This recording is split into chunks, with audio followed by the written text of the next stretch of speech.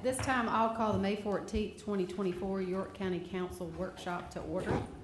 Looks like we've got a good group of things lined up in our agenda, so we'll go ahead and start by recognizing the folks who requested to appear and be heard on the agenda. First up is Adrian Woods, Executive Director of Safe Passage, to address council regarding Safe Passage's budget.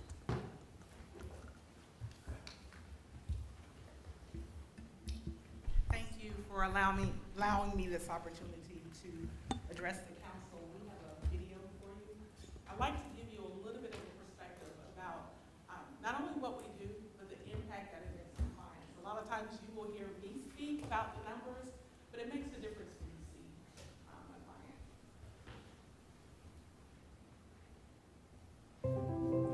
Good evening, Ms. Johnson. I don't know if you remember me, but I came through your program about 2 years ago. I just wanted to say thank you so much for everything you did for me, and I appreciate you. The talks with me and your advice, the knowledge that you shared with me.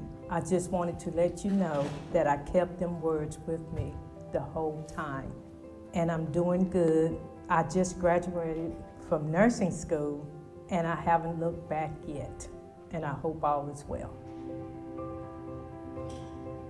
Safe Passage offers a beacon of hope to those who have experienced domestic violence, child abuse, and sexual assault. This beacon illuminates the path towards healing and recovery.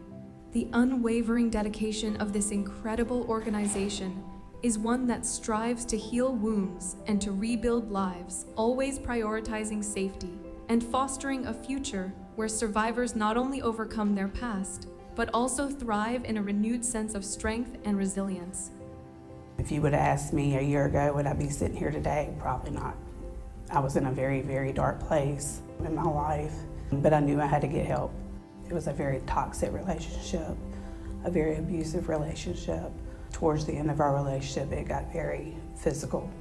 I was tired of the abuse. I was tired of not knowing my self-worth, not knowing who I was. It just got to the point where I just couldn't take it no more. When you look around and you see these things going on and nobody addressing them, it continues to grow. And so Safe Passage is there as the stopgap. Safe Passage says, no, this should not be going on. And through word of mouth, it gives people a confidence that I might not know personally what to do, but I know someone who knows. That helps the community because there is a place to go to seek help, whether it's for yourself or for others.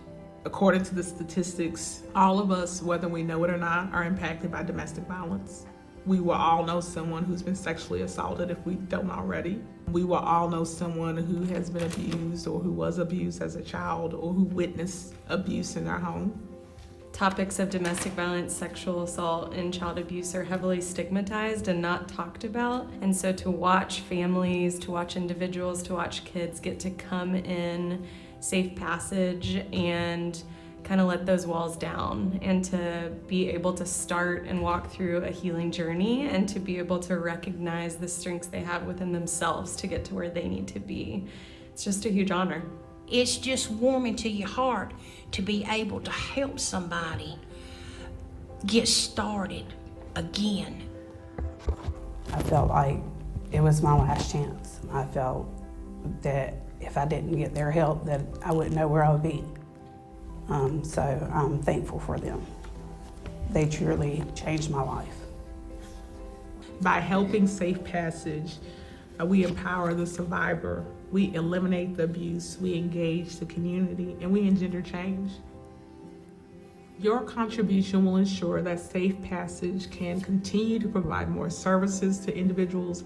We can move to a bigger space. We can continue to create new programs such as the Rapid Rehousing Program and the Transitional Housing Program. And so when you volunteer or you donate to Safe Passage or you become a part of this family, you're impacting victims in your community. We need your help to be able to continue to do that and to provide safe spaces for our clients and for survivors of domestic violence, child abuse, and sexual assault.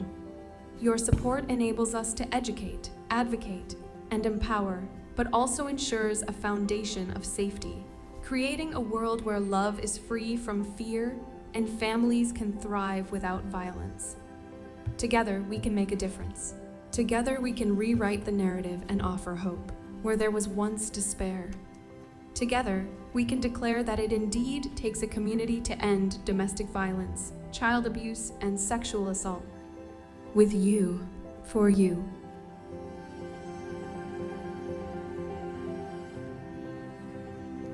And I won't be much longer, but I want to say thank you, because if it had not been for your contributions as well, we would not be able to do what we do. And it makes a difference. Local funding really matters. Most times people think, well, why not the federal government, et cetera. But with local funding, you know your citizens better than the federal and state government. DV, SA, sorry, I use the acronyms, domestic violence, sexual assault, and child abuse aren't going away. The numbers are increasing. In 2023, we conducted 323 forensic interviews.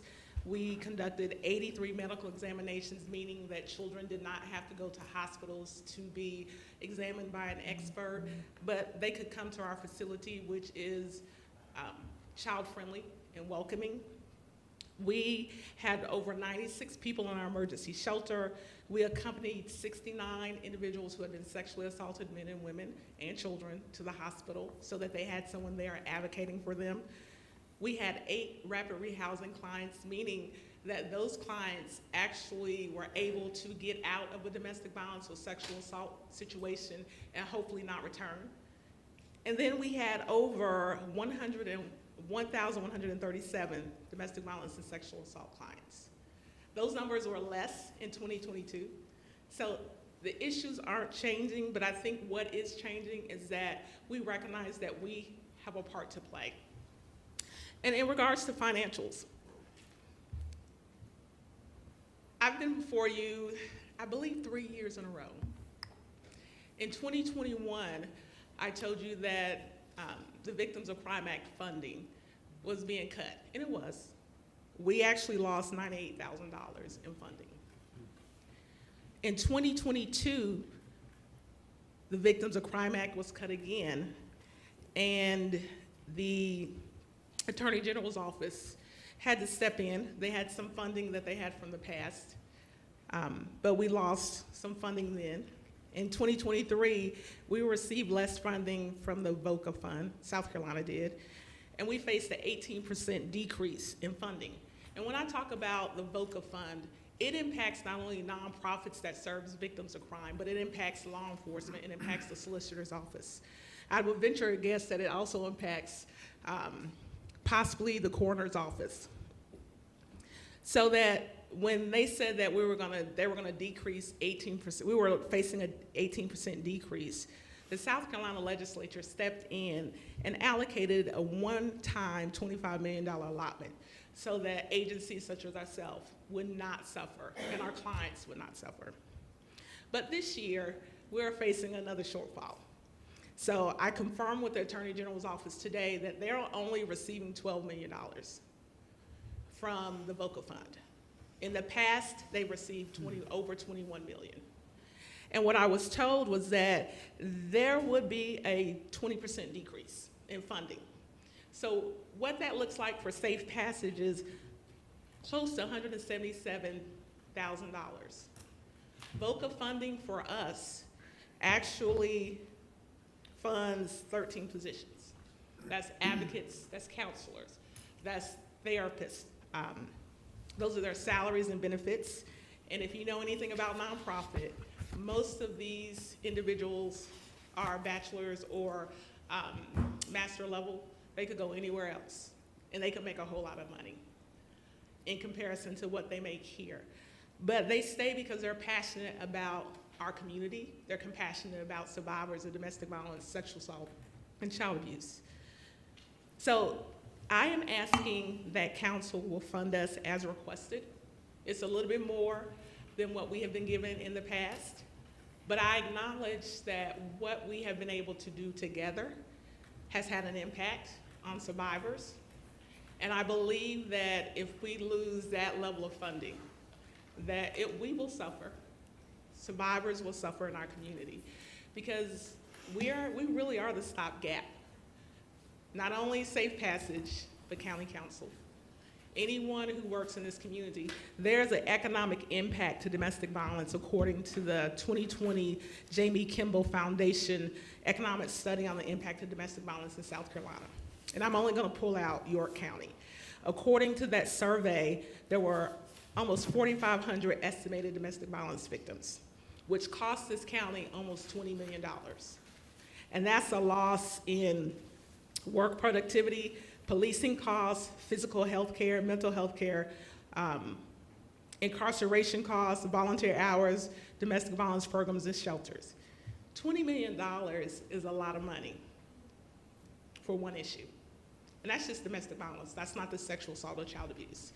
So I do believe, and I hope that County Council will continue to work with us to make lives better, as Melissa Horton said in her video. It impacted her life. And so I ask that you would fund us as requested. Adrian, I want to thank you for appearing before council, and yes, I do think this is the third year in a row that you've been here. I think every time that you come before us, I also state that as someone who has seen firsthand the impacts of domestic abuse and what the cycle that can have on a family and how devastating that can be to the children as well. I appreciate the work that you do, and I'm sure that our council appreciates the work that you do in our community. I would like to ask you, what is the specific funding that you're asking of York County, and is Safe Passage restricted to York County residents so that we can ensure where the funding is No, going? that's a good question. We are asking for $100,000, and the money that we use will be restricted to York County residents. So our programs, the domestic violence program covers York County, Chester County, and Lancaster County, and that includes the emergency shelter. Our sexual assault program covers York and Union counties, and then our child abuse is York County only. Thank you, ma'am. Are there any other questions? No, I would just like to say thank you for everything you do for the community and what you guys are doing. This is critical work that y'all are performing, so thank you. Thank you. Yes, I have one question. So, Adrian, you mentioned 4,500 documented cases. We all know that a lot of people never make it to the telephone to call, not that something happens to them. They just don't have the courage to call. Yes, sir. So how many cases do you think we actually have? We have 45 that are documented annually. So how many cases do you figure we have here in York I County? would probably triple that number, that individuals experience domestic violence, much higher than that. And that does not include the teenage violence. When we talk about teenage violence, we're talking about domestic violence and sexual assault. The last numbers that I looked at said at least 1 in 12 in the U.S. teens will experience some type of domestic violence or sexual assault. So I think the numbers, that 4,500 is low, but it's the reality that only a small percentage will call, only a small percentage will reach out. One of the things that we've been able to do this year was to put up some billboards around the state, around the county, and we've seen an increase in calls, not only for domestic violence, but for sexual assaults. Well, we appreciate your service to the county. Thank you. Yeah. Any other questions? Thank you for what you do. Thank you. Thank you, ma'am. Excellent. My understanding, our next presenter was to be Tamara Edrington from Catawba Mental Health, but my understanding is they are not here. That request was built into the budget, so they're not here tonight. Next up is Julie Ward, Executive Director of the York County Library, to address council regarding the library's budget.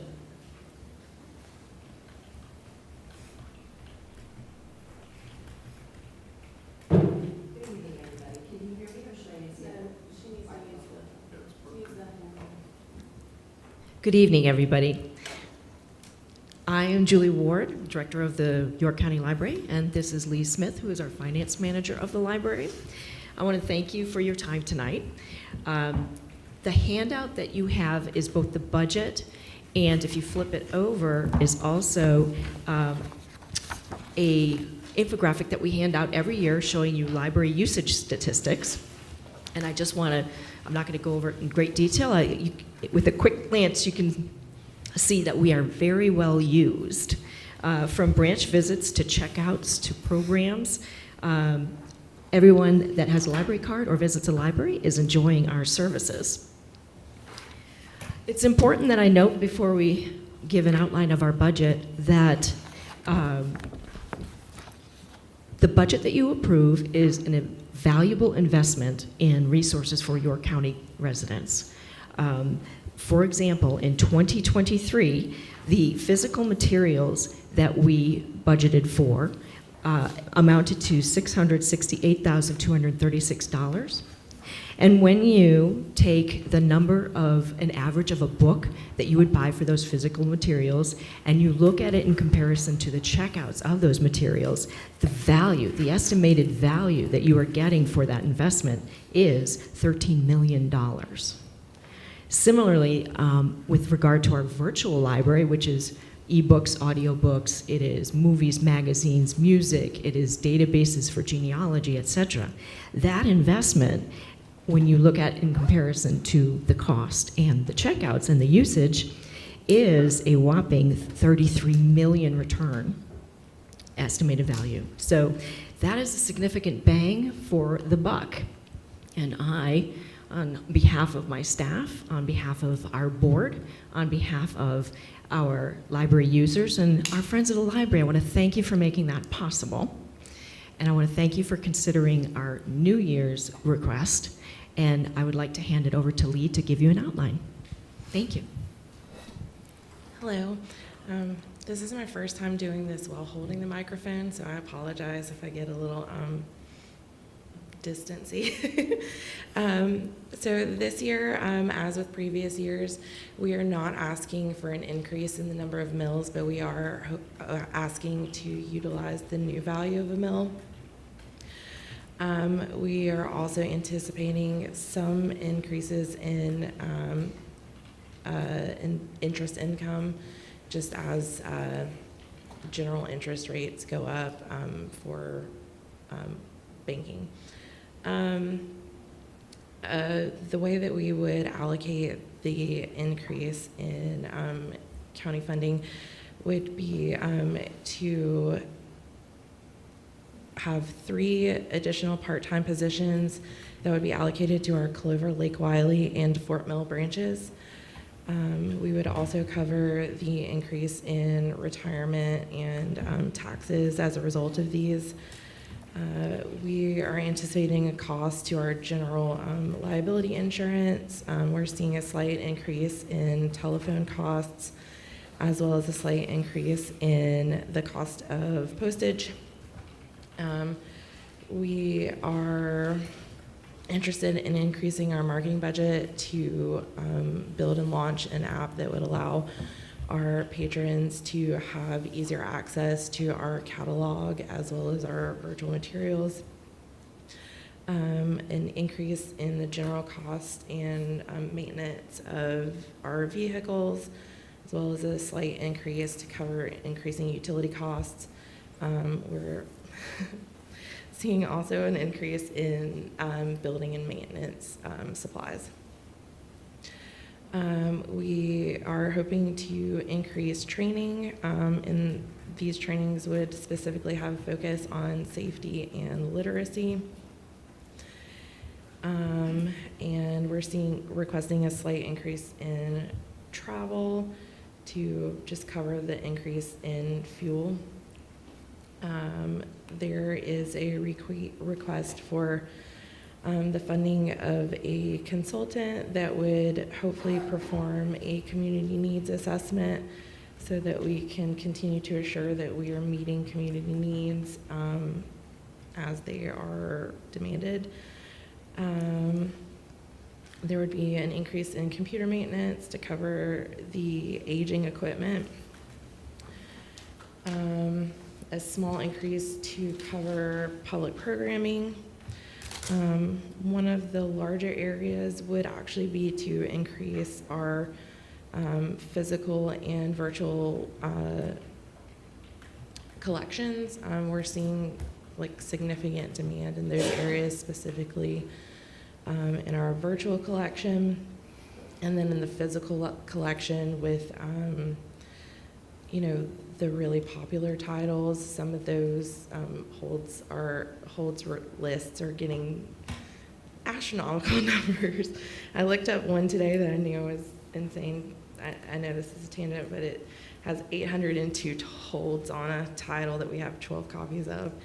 So I hate that for that list. Anyway, sorry. We are seeing a slight increase in our interlibrary loan costs. We're actually looking at a decrease in our consortium membership, which is great. We get a lot of value out of that. We are also hoping to add a 30-hour security guard to our Rock Hill location because we are seeing an increase in disturbances there. And then finally, we're just seeing an increase in some bank service charges. And so that's how we would allocate those funds. Thank you, ladies. Are there any questions? Yeah, so I've got a quick question. So looking at the budget here, I know February 8th, I think you did a budget vote. The budget, you voted on a budget of $515,000 roughly, which it looked like it was an increase in the budget of $309,000 roughly, and it was a unanimous budget passed. Now I'm looking at this, and there's an additional $346,000 increase in the budget asked here. So I'm not quite understanding this here in regards to the ask on this one. Yes. So when we are asked to submit that first draft, we don't actually know what the value of a mill is, and so we created that budget based on what my best guess at the increase in the value of the mill would be.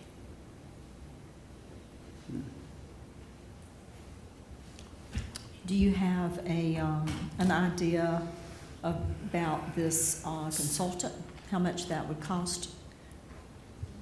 Yes, ma'am. We're right in the middle of reviewing proposals. We got 5, and they run about $33,000. That's the mid-range. Some go up as high as 40, and one is $20,000. But that's a one-person show, whereas these other proposals that are higher cost have a professional team with more people and more software at their beck and call to really dig deep into our community and stakeholders and you all, our board, to make sure that we understand what our community needs are. It would be a 3 to 6 month project. When you look at your current $9.2 million budget, and if you look through the end of March, so you have 1 quarter left to spend what you have left, do you know how much money you have left that has not yet been spent for the last quarter, April, May, and June? Maybe 500,000. I'm not sure off the top of my head. Okay. All right. Well, I was looking for a question. Can you share with me, I don't mean to interrupt, go ahead. Well, just real quickly, this is my first year really digging into the budget. So when I went back and looked at y'all's financials from March 31st, you all had expensed $6.4 million is what you'd expensed. So what I was kind of wondering is, what do you have left to pay out of the 9.2 as we're deliberating whether it should be 9.5 or 9,861,000. We're trying to make an educated decision on what you need. So we have salaries and benefits, obviously. We have materials that we're still purchasing. We have continued maintenance. Just your traditional monthly expenses, nothing big really that's hanging out there for the last quarter. I know that we have some things like firewall renewals, I think, and I think that was just under 20,000. We have some regular expenses that, we don't prorate it throughout the year, but that do come due in June, like electronic databases and items like that. And that's roughly 20,000? No, I mean just the one like firewall expense was that. Okay, all right, thank you. I was just gonna ask, since you passed, 2 different budgets, I understand the rationale behind it, but what is the difference? Where is the differential spent? Yeah, I actually have that, so let me.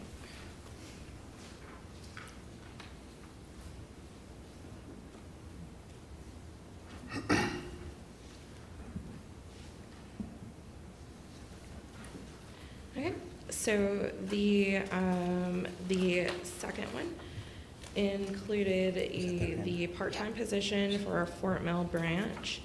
It included an increase to our materials I'm sorry, collection. can you repeat that? I'm having trouble hearing you. Oh, I'm sorry. So it included our Fort Mill part-time position. Okay. It included adjustments to benefits. It included an increase to the physical materials collection, to include a increase to our adult fiction and a circulating and in-house phonics collection.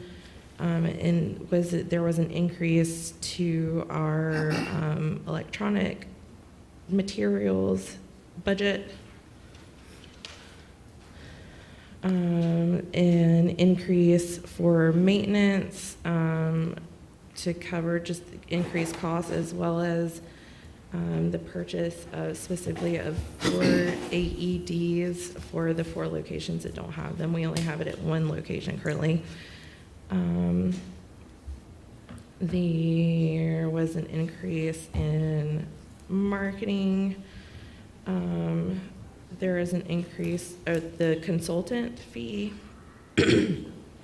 an increase in public programming, the increase in training for safety and literacy-based training, an increase in postage, and adjusting the hopeful security position from 20-hour to 30-hour. Thank you, ma'am. Any other questions?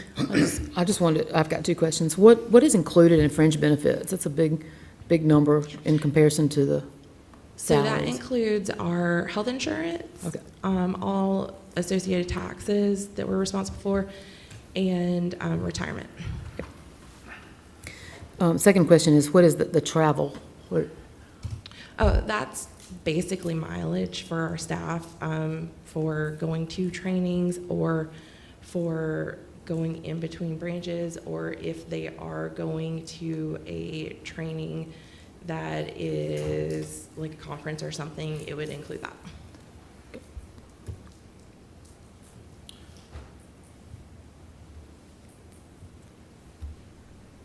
Good.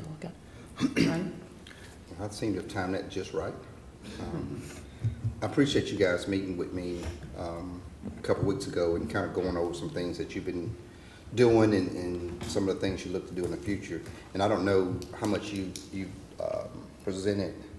I know you and I had talked about some of the major projects, some of the electrical stuff that needs to be done, some of the major project capital expenditures that's coming up. And we talked about future advertising of more programming to let the public know. And I didn't, and I apologize. I said as soon as I left the meeting, I was going to call Greg, and I really hadn't got a chance to, but really helping you guys with the marketing piece, of really advertising, because the services that you all offer are tremendous. You know, from A to Z, you guys are pretty much in every lane that you need to be in. And I think making that awareness to the public of what all the services that our public libraries offer, I think a lot of people will be shocked to know that it's right under that roof in Rock Hill, Fort Mill, Clover, York, all over the county. And we want people to utilize those services. And one thing we talked about, one of the biggest expenses of anybody's budget, obviously, is salaries, benefits, maintenance, you know, and I hate to have to sit here and go line by line of what you did with this dollar, what you did with that dollar, because when you start looking to cut this expense or cut another expense, we don't move the needle by cutting something off of postage or marketing supplies, because the biggest expenses are your salaries. You know, until we're starting to, you know, cut salaries, cut benefits, we're not gonna move the needle if we're looking to slash budgets. That's with the library, that's with HR, that's with registration and elections, that's with planning. You know, our biggest expense as a county is salaries and maintenance and future protections, technology, those firewalls, tremendous costs, protecting people's personal information. You know, that's something that is forever changing. Those costs are gonna keep coming.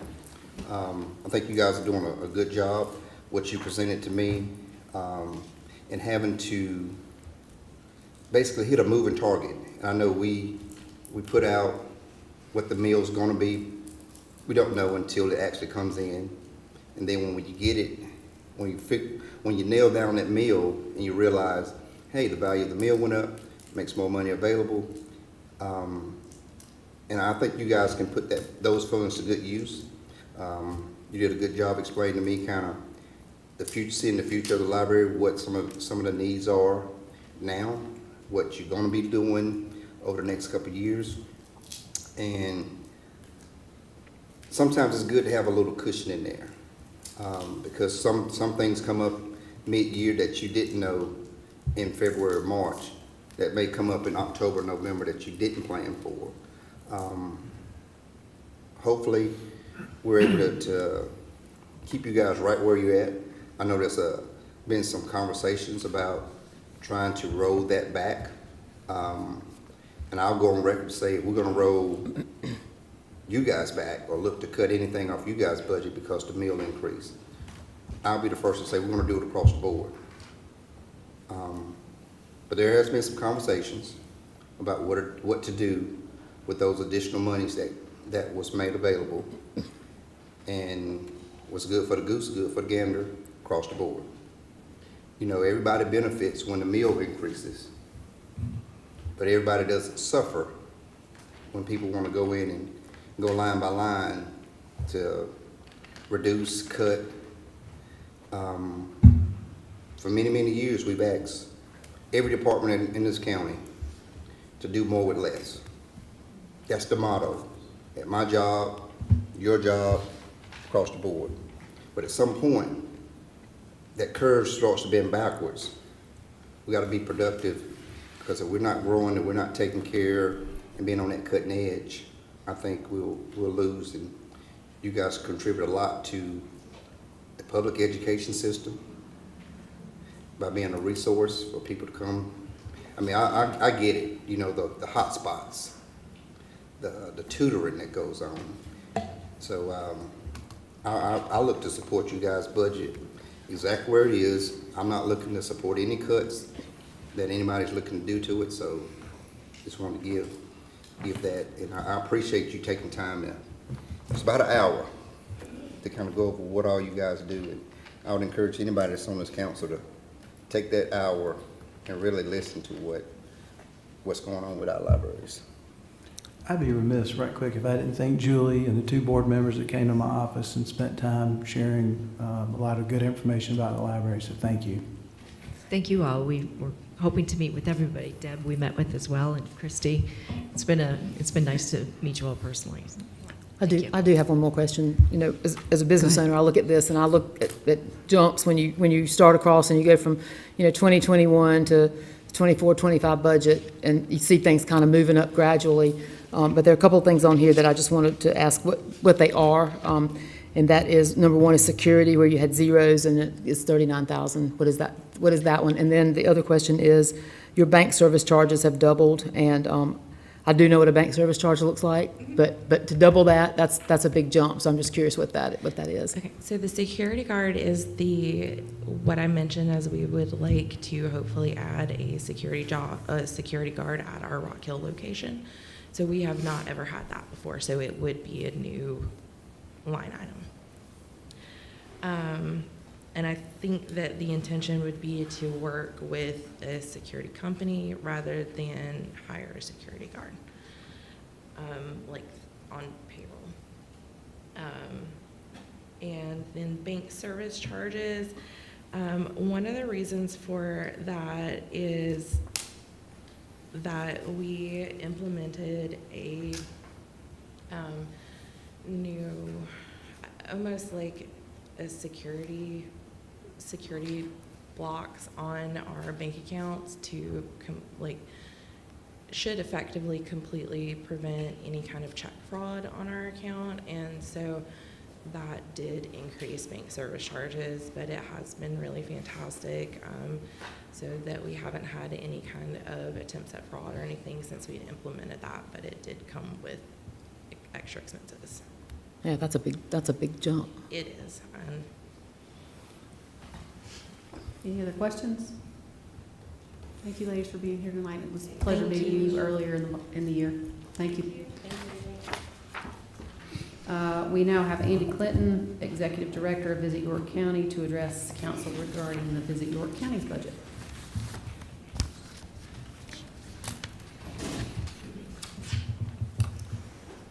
Good evening. So, Andy Clinton with Visit York County.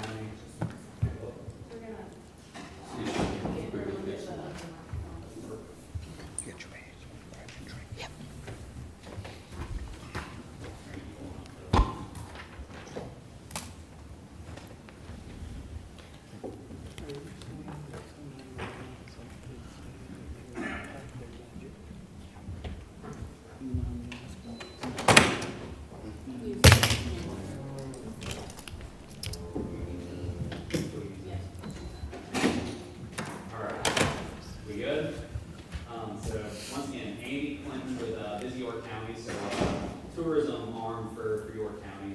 Appreciate the time. I'm going to run through this presentation pretty quick. You guys have this presentation as well.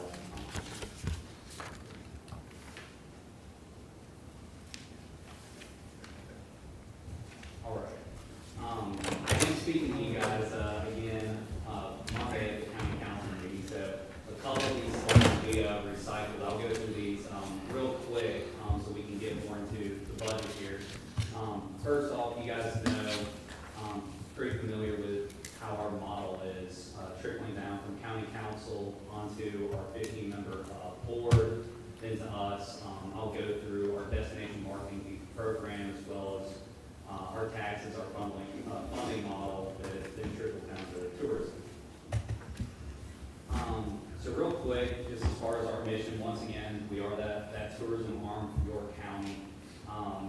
We're that destination marketing organization. I think it is important for us to know that a lot of what we do, our website, our social media channels, our destination guide, not only focuses on the visitor, but also the local community and take advantage of it as well. Some of our focus areas, obviously increase York County accommodations tax, hospitality tax, marketing the entire county. Important one for me is supporting York County businesses and enhancing that visitor experience. So getting to our full budget, you guys can kind of see as far as our revenue sources, we have a lot. It's great that we do have representation from all the municipalities. You guys can see first on the list is you guys, York County accommodations tax. That $322,000, that was approved at our June board meeting. You guys probably remember on that July 17th board meeting that there was an additional $65,000 due to an application process that was then allocated to us. So this current fiscal year, we're at $387,500 from you guys. You can see as far as the other line items, as far as revenues, like I said, we do receive funding from all the municipalities, Rockville, Fort Mill, York City, Dayton, Clover. I think it's important that we have state funding as well. You guys can see SCPRT, that Emerging Destination Grant, and STAR Grant, that's both state funding. And then down there at the bottom is our preferred hotel program, which is vital to our organization, making up over 50% of our budget. So that's very important to us. Run real quick as far as our overall expenses, and then I'll get into more of our asks for you guys. It's important to know all of our funding from you guys is accommodations tax. And if you look at, the state legislation, accommodations tax is used for tourism. That's the only way how to use accommodations tax. It has to be used for tourism, and I think that there's not a better organization than Visit York County to utilize York County accommodations tax. That's how it has to be used. It has to be used for promoting, bringing in events, marketing. So that's where, a lot of these line items go. It's important for you guys to kind of know as far as York County accommodations, the request for $450,000, that doesn't really hit, salaries or administrative. It's going towards, once again, when we have to submit for reimbursement for accommodations tax, it's for events, it's for the recruitment of events. A lot of people just think that these volleyball tournaments and basketball tournaments just naturally come to Rock Hill or come to Fort Mill or come to York over, Nashville. No, we have to actively recruit to bring these events in. So that's where a lot of that budget's going towards as far as on the sales side. Bid fees, facility rentals, paying for staffing, security, things like that in order to bring these events in. On the marketing side, advertising, so anything from magazines, we're going to do a lot more digital. Google AdWords, so when you type in Google, hotels York County, guess which link pops up first? It's ours. We have to pay for that. Print design, that's a big one there, is our destination guide. We pass out over 30,000 every year. That's our most important piece. Social media, another big one. We have influencers, we have bloggers, we have travel writers coming to town. I think hopefully you guys all follow our social media channels. We do a really good job there. Visitor services, our website's a huge cost there, as well as signage. We're actually in the process of updating a lot of the kiosks in downtowns to move to digital kiosks. So already moving forward with downtown Fort Mill, looking into York, and also Rock Hill. So, and then research, there's some different software costs. I'll go through a couple examples, obviously trying to keep this brief, but Placer AI, that's an example of the software that we're looking to purchase. It's mobile location data. It's, you guys can see this example. We geofence downtown York. What a great tool that we can use for festivals, for events, and provide this to municipalities that, hey, we can geofence downtown York, and we can see for the month of April, how many, an estimated 37,000 visitors, and we can actually see the peaks. So you can actually see on that April 13th, that was the event, Silver in the City. So what a great resource that I can provide this report to the city of York. So looking to have a software like this, that would be a great tool for us. CrowdDrift, so this is where we're incorporating more video on our website. Our website views have actually doubled this year, so we're having more user-generated content and having where our social media channels are connected to our website. And you can see a lot of that's through video, but that is another software tacked on to our website. Something else that we're looking into purchasing. Once again, our marketing, so influencers, travel writers, getting into some of these magazines, there's a cost for that. When you have, Charlotte Mom is a good example. She has 64,000 followers, or getting her to come out to Clover. We want to do more of that, and with increases to accommodations tax, I think as accommodations tax continues to increase, we have to increase with that. With the increase from you guys, we were able to also add all of these new events. That's this fiscal year. The College Disc Golf National Championships, huge event. Bump was actually there for the Amy Zion conference. He actually spoke at that one. I mean, that was several hundred people out at the Transformation Center. Phenom Hoops, that's a great example. He's actually in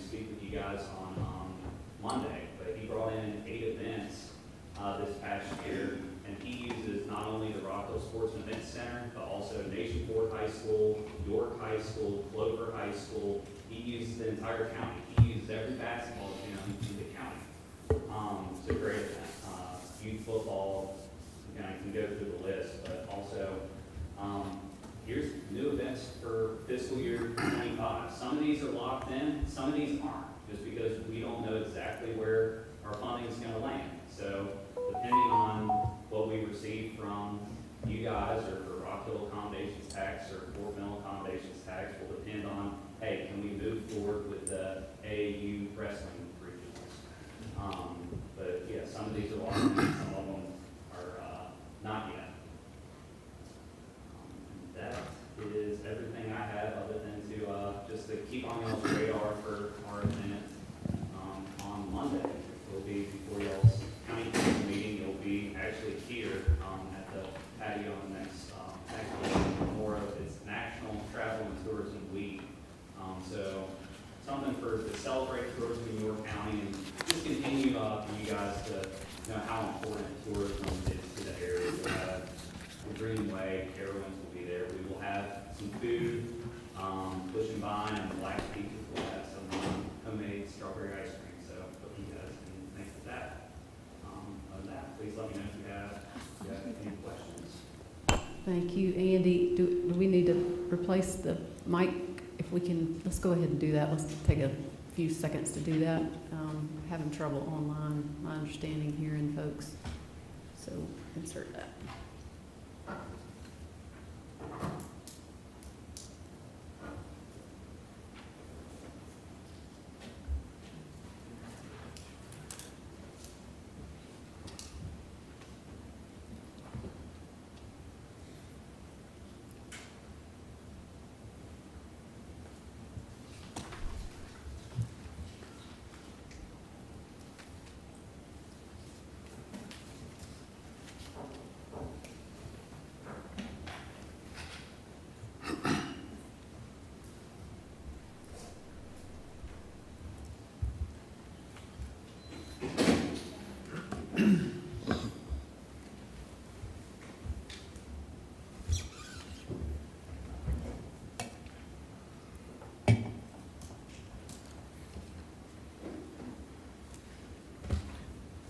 Did y'all know my microphone's working tonight? Did y'all pick up on that? What's that? My microphone's working. We forgot to turn it off. We forgot to turn it off. I got here late. Yeah, me too. Don't mess it up now.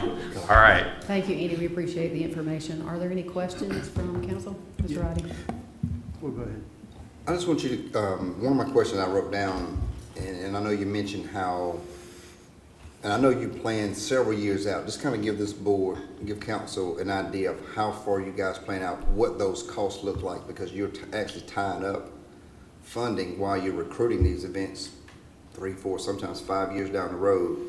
Kind of explain that process. Yeah, I'll give you a pretty good example, recent example, and it is, a little bit scary. I feel like our funding is fairly secure, but I mean, NCAA cross-country regionals, which you guys saw, we're actually hosting this coming fall, but we actually had to submit bids for the next 3 years. The budget cycle was, or the bid cycle was 2026, 2027, and 2028. And we're actually going to bid on nationals for 2028. That's a budget size of a lot, $80,000. So yeah, we're, I'm submitting something that we're going to bid on something for 2028, and we're committing, $80,000. It's a national event. It was held at University of Wisconsin. It was held, that was 2 years ago. This past year is UVA in Charlottesville. So big time event. It's on ESPN and national cross country. But yeah, that was one, we had to submit that for 2028. So pretty far out. I hope we get it. Now, you mentioned about how you guys effectively use social media, the geofencing. I know we're starting to have some conversation about how do we get our message out, and I understand how geofencing works. how effective has that been? And I saw one of your, with the Silver in the City up here in York. You know, just seeing how that works, and now that gives you that direct marketing, that direct advertising piece or link to everybody that comes within a certain, you know, radius. How have you been able to translate that from being able to contact or get something to those phones to help service, whether it's restaurants, other avenues for people to utilize while they're here inside of the county? What are some of the Yeah, that's what happens where, you know, people always ask, you know, how did your website views go from 800,000 to 1.5 million? You know, how does it double in a year's time? And we're doing a lot of that. We're being very strategic on, like you said, we'll geofence, you know, York High School for a basketball event. And then that way, when the parents go to York High School and they go on their Instagram or they go on their Facebook, and the second ad that they see is visit York County restaurants in downtown York. You know, we try to almost cater our message a little bit to if you're going to Nation Ford High School in Fort Mill, then the message might be more catered towards Kingsley, right? So yeah, we're doing a lot of that, as well as, you know, we're utilizing some of this mobile location data. So let's just say we see that Kingsley, you know, 8% of the people come from the Raleigh-Durham area. So we will then place an ad in Raleigh-Durham for Kingsley. So we're doing a lot of that. We're being a lot more strategic as far as how we're using our dollars for advertising purposes. So Andy, real quick, first of all, for what you're doing, I get responses back too from your website and people that I know that utilize it, you know, people that moved into the area, and the value you're bringing back and what you're doing has been excellent. So the question I have here is, so the goal is to have, you know, farm stands that are advertised well so they get a lot of turnout, right? Mm-hmm. We've got events across the board that you're talking about bringing in. So where are you seeing a increase in turnout at these locations? Are you getting feedback from that perspective? I know that you're getting a lot of events coming in, and locals are doing a lot of events locally, but what you're advertising, are you seeing an increase from year to year in their attendance? Yeah, like just restaurants specific? Yeah, well, restaurants or events, you know, for example, that, you know, any type of outdoor events or, you know, whatever, it's a farm stand or whatever it may be that's advertised as in a weekend event. Are you seeing where you're getting feedback that they're getting increases in traffic? Yeah. Okay. Yeah, there's definitely, and, you know, and I don't want to steal all my, what I have presentation for you guys on Monday, but yeah, it's great to kind of see the feedback from, you know, let's just say we advertise with a farm that's specific for flowers, or we did one for, what was that place called? Wildflower Bakery, local bakery in Rock Hill, catered to gluten-free, and we did a post, did video, and then I went by there myself to try to get brownie points for wife and kids, and she sold out of everything. She's like, you're the reason why we sold out. Okay. Your post we did 2 days ago, now we ran out of everything. So it's good to kind of see that ripple effect. Okay, thank you. Any other questions? Thank you, Andy. We appreciate being here. We'll see Thank you. See you Monday. Thank you. Move now to our next item, Coroner Sabrina Gass to address council regarding the coroner's budget. Good evening, everybody. I'm here once again to ask the council to overturn the recommendation from county management to deny 2 positions for my office in this budget cycle. We put together, I know that you guys got some information from Natalie, my office manager, packet with some information, some numbers that we gathered from counties that are similar to us in size and the number of cases that they have. in comparison to us and our staffing levels, as well as some information on the case levels that we have. I thought we'd put together just a short PowerPoint, maybe kind of put it in some graphs so that you could see it a little bit better. So you can see from 2008 to 2000, so in 2008, we had a total of 773 cases for the entire county. We actually have a deputy out now on case number 876 for the year. So we have tremendously increased the number of cases that we have due to everything else, the growing county. We have a lot of areas that have grown. Fort Mill has grown, Rock Hill has grown. So you're bringing more people into the county. Naturally, you expect for those individuals, some of them to pass away in the county as well, which leads to increased work for our office. I know that a lot of you we had a lot of questions about COVID in 2020, and we had, because I had requested additional assistance, but then as well, and they didn't really want to go that way because they thought that COVID was kind of a fleeting moment and then our numbers would go back down, but as you can see, they have not. So COVID cases have definitely decreased for us as an impacting in our office, but the total number of cases has not. As you can see, we had about 2,300 cases last year, and if we're on track this year, we'll probably have as many or more. We also have had an increase in the number of overdose cases that we have. Everybody's talked about the fentanyl crisis that we have in this county, and unfortunately our office deals with the fatality component of that. So we are seeing a tremendous increase in those cases. As you can see, in 2011, we only had 23 overdose deaths. Last year we had 117. So those numbers have tremendously increased.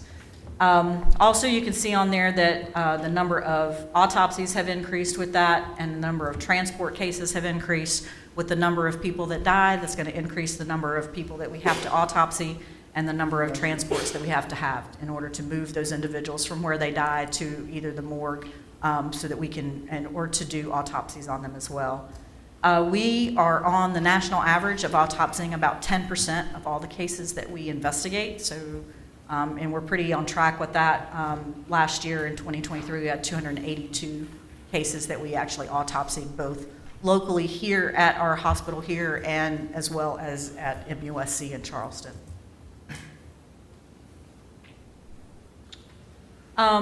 This is just kind of another case. You can see that the COVID cases have definitely decreased. We've only had 20 in 2024 so far, and most of those are of our older population that also have other comorbidities along with the COVID-19 that they're experiencing.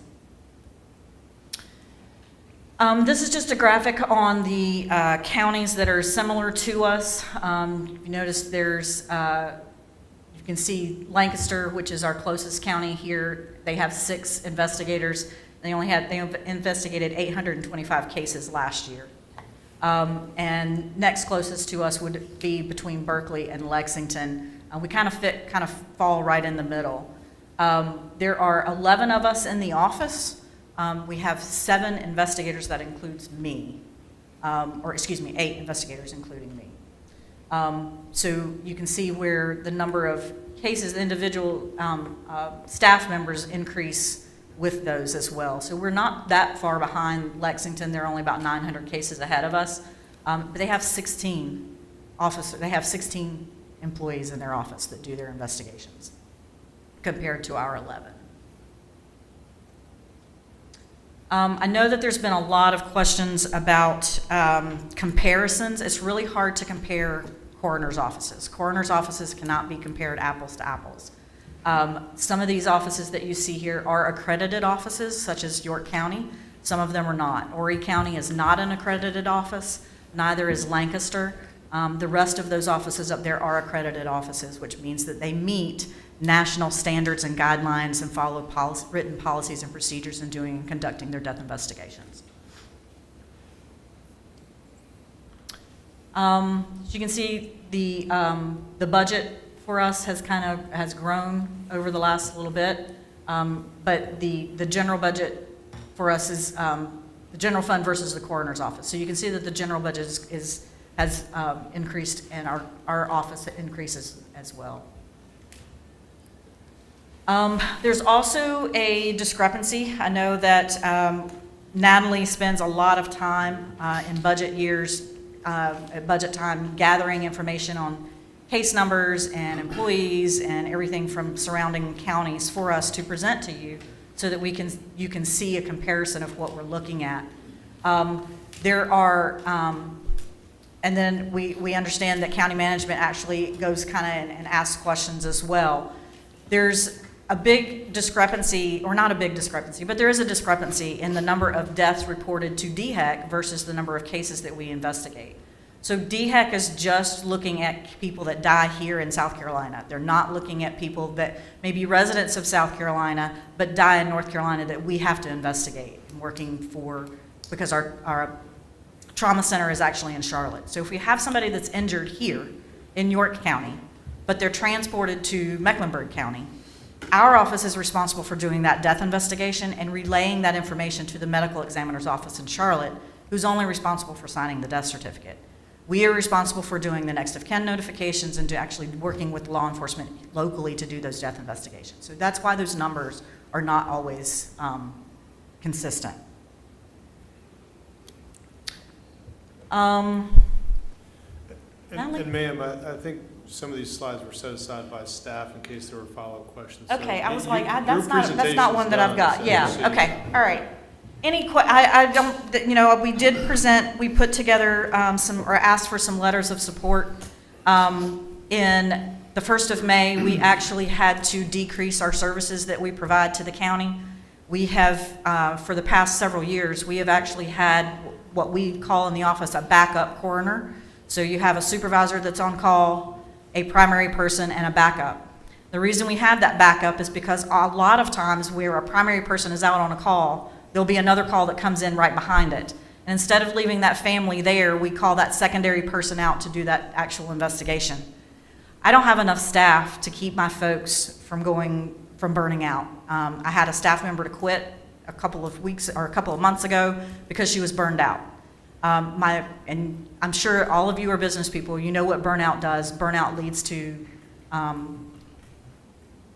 decrease in staff morale, it increases staff mistakes. So I had to make a decision, and we've actually changed our call schedule. So I only have a supervisor and a primary person on call. I did notify all of our law enforcement agencies that we work with, as well as all of the fire departments and everybody else that we encounter out on scenes. What that means is if my primary person is out on a call and there's a secondary call that comes out, that secondary call is going to have to wait until my primary person is cleared and able to go to that. So what that means is that your law enforcement agencies are going to be holding scenes longer, our fire departments are going to be holding scenes longer, just because my folks need a break. They need some time to make sure that they are mentally competent in order to do their jobs efficiently and professionally. So that's kind of where we are. I had asked council to reconsider the denial of those 2 positions to add to our staffing so that we can get back up to the staffing levels that we need to be in comparison to the other counties that are similar to us. Thank you. And I'll be happy to answer any Appreciate that. questions. Yeah, so thank you, first of all. I would highly recommend that we add these 2 additional people back into this budget. When we met, we talked about several different things, and I think that you just stated one of the impacts, again, across the board of not only affecting law enforcement because of the shortage or number of people that you have in order to put out there, but it also impacts them also to hold them back from other calls or whatever it may be. So this is a dual problem here that we've got. And then we look at this from a census perspective, the number of new people in the area. You look at the traveling that comes through here, not just local, but we butt up against a major city here. So we've got traffic coming from Charlotte running down through the corridor all the time that you guys are getting calls in the middle of the night on, you know, and it's only increasing immensely. You know, look, I would highly recommend, and I'm going to make a recommendation to add those 2 people back into the budget because the need here, and as you talked about, more than outweighs the cost of this because it's impacting not only the people of this community to not have enough people on staff, but it's also impacting other other departments. So I find this saying, again, I think this to me is an urgency that we get additional 2 people on your staff. So I want to share that with the team. I just have a question, Tom. What is the difference in cost? Do you know?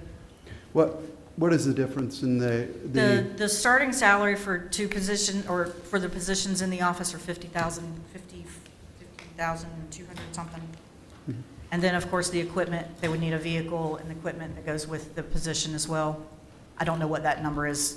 It should be in the budget for you Yeah, guys I think presented. Kevin has it. So, and I'm assuming that when we talk about the people coming down from North Carolina, did they have to do the investigations and things on people that are from North Carolina that have an accident here? If we do that, I'm just seeing if that's a reciprocal thing, where if someone's here if someone's in North Carolina, your office ends up doing the investigation on that?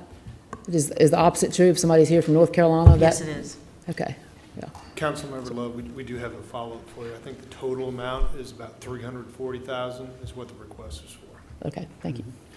Is that just for the 2 positions? One shaking his head, one says no, you say yes. 340 for 2 positions? And the vehicles, she mentioned both would need vehicles, so that's the total cost, $340,000. And my comment was gonna be, before we, jump off and say, let's add the positions, we need to know the total impact of what this is gonna cost totally. Obviously, salary is one thing, benefits, expenses, cars, all that has to be taken into account. And I think we kind of doing with blinders on if you just say, give it the positions without knowing the impact, and if the numbers flush out, and if staff says it's doable, then I think that gives us a little more sense of direction versus, just off the hip. But I know you've been before us time and time again asking for positions. When was the last time we added a position to your staff? An investigator position? Or position? We added a cremation specialist, which is an admin position in 2021. And we added an investigator position in 2020, which was a grant-funded position that we had for 2 years, and the grant ended, and you graciously allowed us to keep her as an investigator. So 2020. So my recommendation would be for us to have the conversation and let staff try to rework the numbers budget-wise and let them reconsider doing it. And now that there's some interest on council, we still have to make, 4 of us have to agree on it, but at least now we can hear back from staff saying, if we do this, this affects this. If we don't do, we need to know the collateral moving parts that's gonna go with adding $340,000 more to this budget. Where would we find those dollars to do it? Because if something goes in here, doesn't necessarily mean we have to cut something somewhere else. So I would like to hear from staff at the next meeting or whatever, to kind of lay out the scenario of how this impacts us if we put these 2 in at the 340. Because all we've seen was, deny the position. So I would like to have some more information if we put it in. Staff can provide follow-up on that. Thank you. Yes, sir. Madam Any Chair? other- Yeah. So we were just, Councilman Roddy was talking about collateral. So let me ask a question, and let me thank you too. You sent over this comparison for 8 counties. And so I took this data so I could become more familiar with this and I can make an educated decision on your request. I took this data and I dug into it, and what I found from this, and I want you to confirm this if you don't mind, that in York County, we had 2,341 deaths in 2023. Is that correct? That is correct. And you have 11 staff members, which means with 11 staff members, we're averaging 212 cases per staff member. So that is 7 investigators there. Yeah, but So if I just use the 8 same investigators. formula across the board for the Okay. 8 you gave, we're the 2nd busiest coroner's office of the 8. So then, if we were to agree to give you 2 more staff members, you would be the 4th busiest out of 8 when you use the same calculation method with all 8. So, we're talking about some other issues having to do with HR, and from talking to David Hudspeth about that issue, it came up that we have a bit of a shortage in 911 detention center and animal control. So much so that in those three departments, when somebody asks to take time off, can you imagine being told that you can't take vacation, you can't take time off because there's nobody to fill in? That's a serious issue. And burnout's a serious issue as well. Mental health is a serious issue, right? I know the business that I own, we encourage our staff to take their vacation. Take it, get away, decompress, come back, ready to work, right? So today, you're number 2, the second busiest of the 8 you gave us, and the 8, by the way, that you gave us are comparable counties. They're fast-growing counties, so I appreciate you not skewing it with other counties of the 46. But then even after we hired the 2, assuming that we did, you're still number 4 out of 8. So you're still pretty busy. So anyway, personally, I see justification for the ask based on the numbers. I look forward to hearing more, but to me, it makes sense based on what I've looked into thus far. One more question. Mr. Roddy? Does every death get investigated, and is every death a case? I only do death, so yes, every case I do is a death. I mean, is So, it investigated? so 234 cases are 234 deaths that my office people had some interaction with. So a case can be a variety of things. So it can be as simple as getting a hospice call from a hospice nurse on a natural death where someone has died at home. There's no unusual circumstances, there's no falls, there's no anything that we need to investigate, and a doctor is going to sign it. Our office still does that. It is still a case because it comes through the 911 call center. That's how we get our case numbers, is through the 911 call center. We're still involved. We're taking that information from the nurse. We're getting the doctor that's going to sign it. We're getting the medical history of the individual. We're getting the comorbidities that they may have. We're getting next of kin information. We're getting all of that stuff because our office is also required by state law to issue what's called a burial, removal, and transport permit. And that's for every body that dies in York County has to have that permit. And I'm the only agency that can issue that permit. So we have to gather that information from every case, whether it's a doctor's going to sign it or there's something that we need to be involved in. So every call that comes in through 911 call center for the coroner's office is a death that we say we're investigating. We're gathering the information, we're generating a case file, we're asking the questions, we are talking to doctors sometimes when they send the death certificate in and have a cremation request, that the death certificate may not be filled out correctly, and we need to correct that on that end.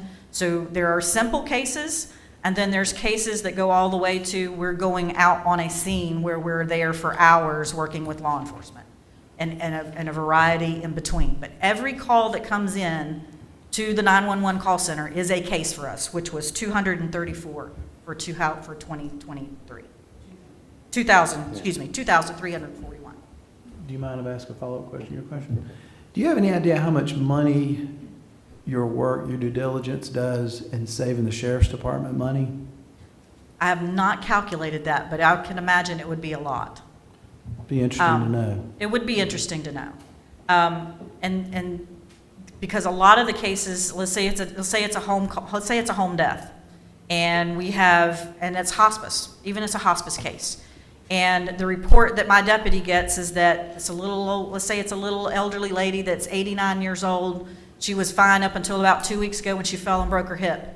And now she has died from pneumonia because she can't get out of bed because she had a broken hip. That is an accidental death that I am required by statute, in the state statutes, to investigate. I am the only person that can sign that death certificate. A regular medical physician cannot sign that death certificate because it is an accidental death that has to be investigated. So that is something that my office takes on. We gather the medical records. We talk to family. We look at anything that is generated on that accident, police reports, ambulance reports, anything out of that realm to do that investigation before we sign that death certificate. Hardly ever are any of those cases referred to law enforcement. But law enforcement does investigate accidental deaths, but just those cases, there are cases that we're doing on the front end as the coroner so that we don't have to involve law enforcement. So we're doing those investigations for them, basically, and not involving them. Now, if we get in there and we find out that, you know, Uncle Bob put a pillow over her head, then we're going to pull in law enforcement, okay? But that's not normally what we find. Most of the time, it's information that we're gathering and talking with the families and going through the medical records and able to do that determination on the front end without involving law enforcement. Okay, thank you. Okay, I have a quick question. Okay, you mentioned that you lost one of your employees, what, about a month ago or something? A couple of months ago. Okay, so the 11, does that include or exclude her? It included her. We Okay. have filled that position. That position was filled last week, but it's going to be a little bit before he's ready to go. We actually hired somebody from the Charlotte Mecklenburg Medical Examiner's Office, so I've kind of made them, I stole one of their employees. But I also have an employee that's getting ready to go out on surgical leave, and she'll be out for 3 months. So I get one, and I'm losing one. And it's just kind of a rock and fall, and we don't have enough staff to cover the call or the absence of call. You know, everybody's having to pick up those calls, which it leads to additional cases, additional shifts that they're having to take. So Why do you think you're losing those staff members? they're stressed. Anything else? The work is hard. It's hard doing this job. I mean, I kind of describe it as an emotional roller coaster. You might go to a little 90-year-old man that died in his sleep at 8 o'clock in the morning, and at noon you're going to a 3-year-old that drowned in a pool. I mean, you're constant. The emotional toll in this position is very difficult. You never know what you're going to get. You never know what you're facing with those families when you knock on that door at 2 a.m. in the morning. And yes, we are the ones that are knocking on the door. It's not law enforcement. In South Carolina, the responsibility for notification of next of kin falls to the coroner by statute. So we are the ones that are knocking on the doors at 3 a.m. in the morning, not law enforcement. And that's very traumatic. I've been doing this since 2006. And there's not one time that I pull into somebody's driveway at 2 a.m. in the morning that I am not physically nauseous to my stomach. Because when I know that I knock on that door, I'm changing that family's life for absolute ever, and there's not a thing I can do about it. And you sit there and, yes, we cry with families. You can't not cry with families sometimes. And you have to learn how to leave that family that just lost their 12-year-old son or their 16-year-old son or their husband and go to the next call. You're always moving and going to the next call when you're on a primary call. We're averaging about 8 or 9 calls a day, and that's kind of an average. And like I said, you never know what you're going to get. It's just you're going from one thing to the other, and it's very emotional. It's very difficult. This is a hard job to do. Some people are cut out for it, and some people aren't. Thank you, Sabrina, for the work that you do. We know it's important to our community. I would ask a couple of questions. When the spreadsheet that you sent over, it has the number of deaths and the employee match up to that. When you say deaths, is that what equates to a case? Yes. Okay. Every case is a death. Every death is a case. So are the comparators here, Lancaster, Berkeley, Lexington, Horry, Spartanburg, Charleston, Greenville, do they also approach theirs the same definition you do? The offices that are accredited, yes. So the only offices on this list that are not accredited are Horry County and Lancaster County. So Berkeley, York, Lexington, Greenville, Charleston, and Spartanburg all function off the national guidelines, which means, yes, every death is investigated. Okay. The only thing that do you have the stats for the deaths for the other comparators that you listed listed that in your spreadsheet, but I didn't see it for the others? Other comparators, what do you mean? All of this, the one that's on the screen right now. Is that list? Those are all comparisons they're on your. It's on that spreadsheet. Yeah, it's on your sheet. I'm talking about the year from 2008 to 2023. Oh, no. Were you able to capture that? Okay. No, it's hard enough to track them down to get the numbers when we call them, because not everybody is computerized and can pull it right off of a database. Thank you, ma'am. Could- Mr. Atkins? I was just wondering, on these employees, they have to meet the criteria of a certain amount of law and also medical, right? No. So the deputies are, the only statutory educational guideline is for the coroner. The coroner actually decides who is qualified to work in their office. And in my office, I want them to have either law enforcement or medical background of some sort, which all of my folks fall into. So they all have, most of them have medical background. So I have some paramedics, I have an EMT, I have a nurse, I have some folks that have forensic science degrees. So they're all trained either in forensic science, medical, or law. Any other questions? So my understanding is that what we're going to do is ask staff at first reading to our management to put together the reasons for the recommendation that they made. I know that there were 61 total requested personnel changes, and I know it's difficult. The approved ones were around 34. That includes all the special tax districts. But if we can have that information, some information on the impact to the budget as we take our first reading of the budget. But we appreciate all that you do. Thank you, Sabrina. Yep. Thank you. We now have Carrie McGuire, Executive Director of Keystone Substance Abuse Services, to address council regarding Keystone's budget. Good evening. I'm Dr. Carrie McGuire, Executive Director for Keystone Substance Abuse Services. I appreciate the familiar faces I'm seeing tonight. I've only met with you all once here in this space once before, and that was to talk about South Carolina opioid relief funding and the designation that York County Council has allowed Keystone to apply for and utilize those funds over the past couple of years. Tonight, I'm coming before you to share some very exciting things that we've got going on in our community, specifically with our school districts. And our funding request for this presentation is specific to our work with the school district, so I just want to clarify that. Every time I talk to a group, whether it's county council or a church group or my own employees, I want to keep at the forefront of that conversation the mission of Keystone and why we do the work that we do. Sabrina actually gave me a number of amazing segues in her presentation tonight. She talked about how she's in the business of death, and that's a really hard reality. Sometimes we are too, but mostly we are in the business of preventing death, saving lives, and changing lives, and that's what I'm here to talk to you about today. So our mission is to improve the quality of life for individuals and families by educating, treating, providing support for anyone who's impacted by substance use. And our primary catchment area is York County. We do have a couple of folks who come to us every year from surrounding counties because we provide some services like inpatient treatment that some of our immediately surrounding counties just simply cannot support. And so we receive funding through those counties to provide those services directly to their residents, but otherwise we're 100% serving York County.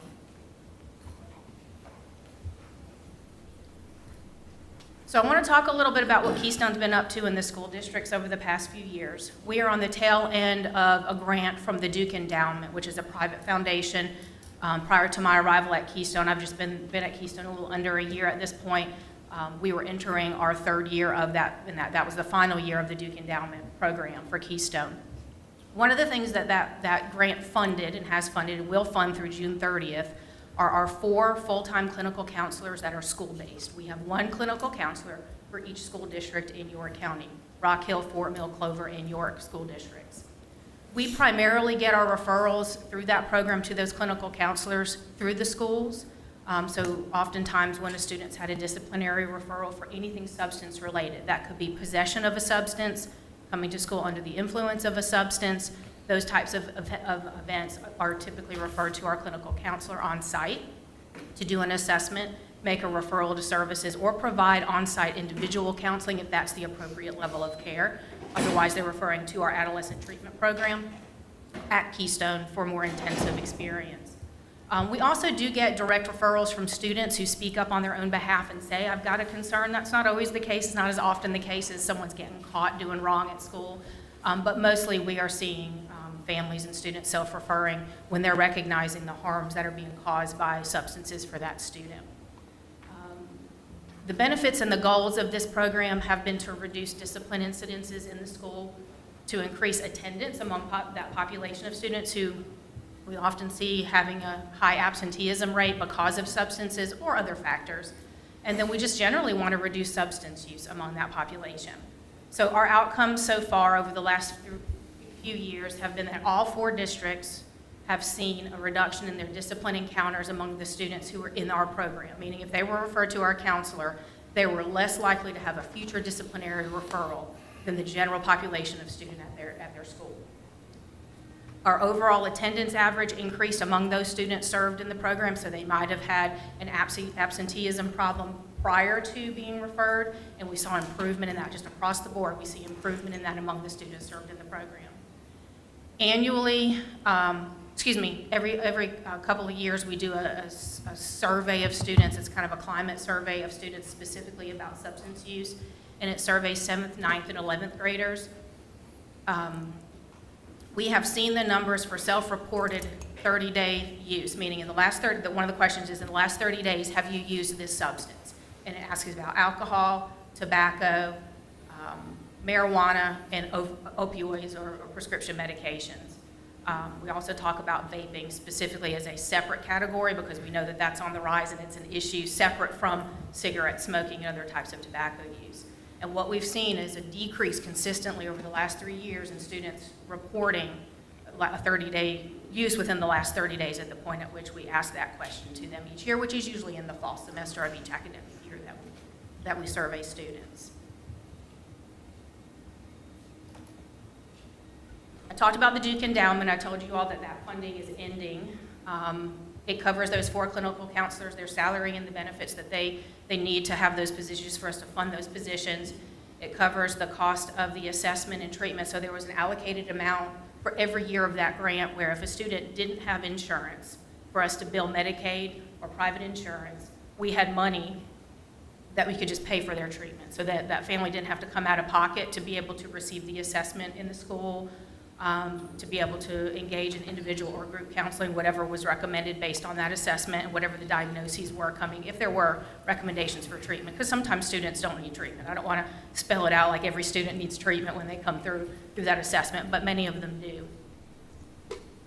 And it also covered travel expenses, so for our counselors to go to every school district and then within the district driving from school to school, there's a cost incurred and we do a mileage rate for that, of course. Since we knew that that funding was coming to a close June 30th and we know the impact of this program, we knew that we needed to continue looking at sustainability. When I arrived at Keystone in July, the one game plan that was in place to sustain the program was to keep billing Medicaid and insurance for every student whose family had Medicaid and insurance. And that's great, but it doesn't address the health disparities that come when we can't serve those who are uninsured or underinsured. Things that we have done to make sure that we can sustain the program is we've sought other funding. This year in our application on behalf of York County, we requested funding for those positions. All 4 of the clinical counselor positions are being funded through SCORE funding for York County, so thank you for your support on that. We are continuing to seek to bill Medicaid and private insurance when a student has it, if we can get it. Some families are not willing to share that with us. We do the best we can. And then we also have done an allocation within our operating budget for the upcoming fiscal year to cover some of those travel expenses. So we know that that's a cost. Our counselors can't come out of pocket to pay gas the way it is to go to and from some of our outlying school districts, and so we made sure we allocated that. But there are still some gaps in there, and that is just what I've been saying, the cost of the assessment and treatment services for our underinsured and uninsured students and their families, and then travel within the district into those school districts. So our ask this year is pretty simple. It's for $40,000, which I know seems like a lot, but an awful small amount as well in the grand scheme of things. $35,000 of that will be for direct treatment services for the students who need it. Our average total cost of services over the last 3 years has been $32,117 for uninsured students. So that's not including those who came to us with Medicaid or private insurance that we billed for. This is just what we were paying through the fund that we had. And to be quite frank with you, it didn't cover it all. We were writing off a lot. And so that, about 50% of that we had to write off each year. And so that's money that we're not able to then turn around and put back into operating costs or treatment for additional patients who need our services. We're requesting just above this average in anticipation of continued use and increased need and the visibility that we know that this program is getting within the school districts and the families noticing it and wanting their student to be a part of it. Over the last year, Keystone has served a yearly average of 125 students who are uninsured or underinsured, and we were able to pay for their services through this program. And then $5,000 for travel expenses that I've already spoken about. The total cost of travel for the most recent school year that we've completed was $6,512.40, and we budgeted for $1,500 in our operating budget for this particular program, and we're just asking for $5,000 more so we can cover the full school year. So we've tried to cover everything we can. We're trying to sustain the program, and these are the gaps that are remaining. And so we're just asking for your support to help with those gaps. Sabrina talked about overdose deaths, and I actually had that statistic written down to make sure you all knew that in 2023 there were 117 overdose deaths, and the youngest was 16 years old. She didn't say that to you, but the youngest overdose death was 16 years old. That was someone's student and child. So I'm here asking for help to be able to sustain this program and serve our students and make sure we're doing the very best we can to serve the families of York County. And I'd love to answer any questions you have. I get passionate, I'm sorry. Thank you, Carrie. We appreciate that about you. Thank you. Appreciate the work that Keystone does for our community. Do we have any questions from council? I just have a comment real quick. Sure. First of all, thank you for what you guys do. It's amazing. Thank you. And, you know, and I know your involvement also too with the mental health in the program there is outstanding. So thank you for what you guys are doing. The difference is you're getting into the schools and the challenges that, you know, that they're facing in the schools. You all being in there and doing that educational component to it is critical. So again, thank you. Thank you. Yep. Mr. Roddy? Is this an additional 40,000 or a new 40,000? It's a new 40,000. So to clarify, our history of funding requests with York County, for years before I was here as part of Keystone's team, Keystone was receiving $125,000 a year to contribute to inpatient operational costs to support our inpatient services program. When SCORE funding became available 2 fiscal years ago, we bundled it into our request to SCORE and we received it. Well, it was denied this year, so we didn't get the $125,000 through SCORE. I did submit a request when you guys were initially going through your budget review, and unfortunately you all just weren't in a position to support the 125. So as we were further examining our budget and preparing for the fiscal year 25 budget, which goes before our board Monday for final approval, it's been reviewed by our finance committee and will hopefully be approved in its current state on Monday. We worked diligently to figure out how we're covering that 125 and really look at what's the bare minimum that we feel like we need to ask for. And I also believe that saying operational costs is vague. I think it's hard for me to kind of quantify. It's easy to quantify, it's hard to qualify for you all. What is that going towards? Because it's things like linens for our beds and inpatient. It's the food that we feed the people. It's the electricity.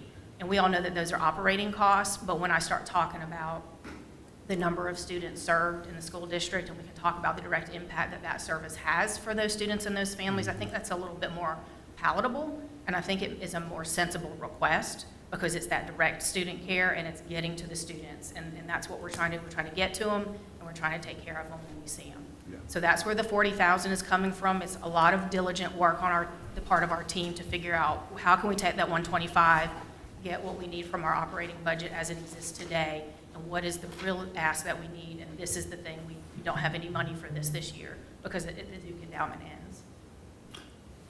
Is this the point where I ask staff where we at on this, or do I want to hold that question till later? If you're prepared to do that, or if you want. I can answer later. So one of the things we're going to do, y'all, is we're going to provide a follow-up report based on your questions. So if we're able to answer your question on the spot, we will, but if not, we'll make sure to provide all of y'all a follow-up report with materials. But, okay, Kevin? Our hope would be, we'd like to work with Keystone, because Keystone's receiving all our opioid funding, and I think, Trish, you speak up. I Sure. think we got about $1 million or so sitting out there that needs to be drawn down right now. We'd like to work with Keystone to help them in that process, to draw that down for this program and other programs, because that money is getting about $1 million a year added to that. So what we'd like to do is work with them to help on that application process, to help those applications be more successful, and work with the state as well in that process. You know, that would be our goal, to have that work, because that's why they're set up as a designee. You know, everybody here certainly supports Keystones. We always have supported Keystone when they could get the funding in the past through SCORE. If that worked out, great. Our goal would be to work with them to have those applications be successful with the state. And if that doesn't work, we'll circle back and get back with council. So similar to the ask for the 2 employees for the coroner's office, the additional 40,000 too, was that 40,000 not in your budget? Is this an additional ask, or is it? Okay. So you'll be coming back to us with both the coroner request and the 40,000 as far as the numbers. Okay. Thank you. Okay. Thank you, I appreciate your time tonight. Good one. If we can take just a 2-minute break before we do the rest of the budget, everybody can run to the restroom if they need to.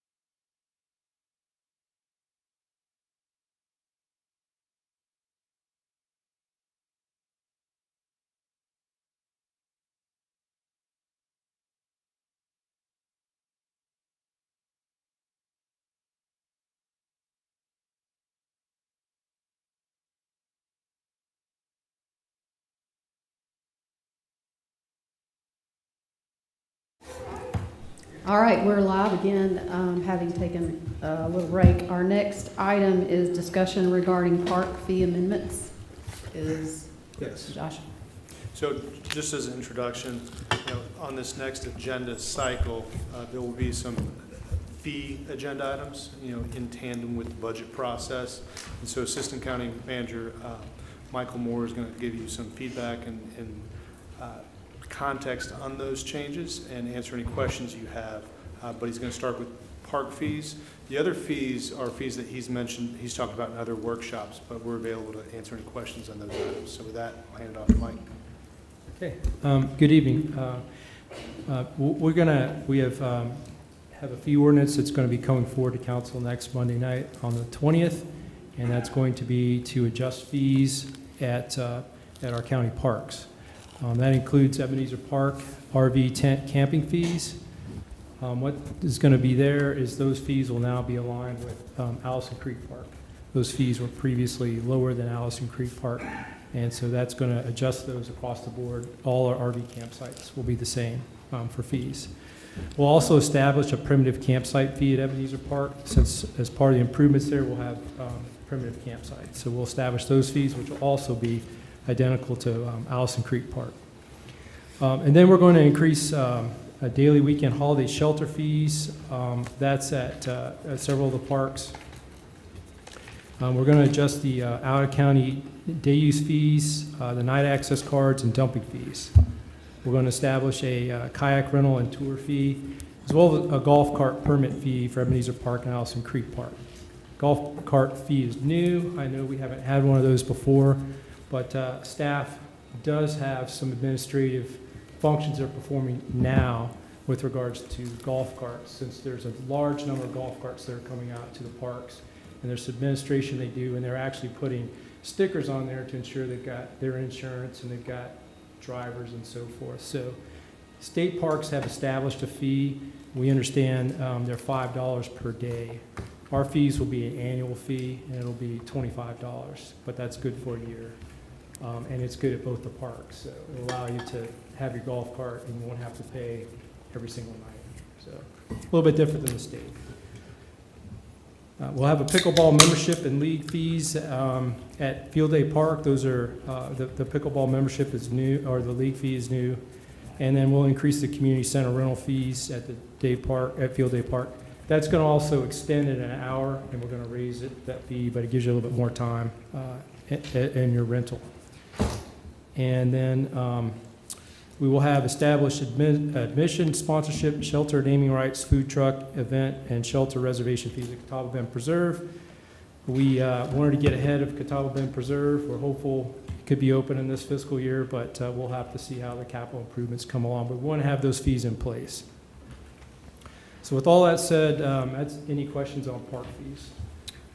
Do you have a list of the existing fee and what the proposed change is? We do, and obviously it'll be in the ordinance, but I can speak to those if. Yeah, what is? Yep. So I'll tell you for camping rates, if that's of interest to you. So right now at Ebenezer Park, it's $31 per night for York County resident.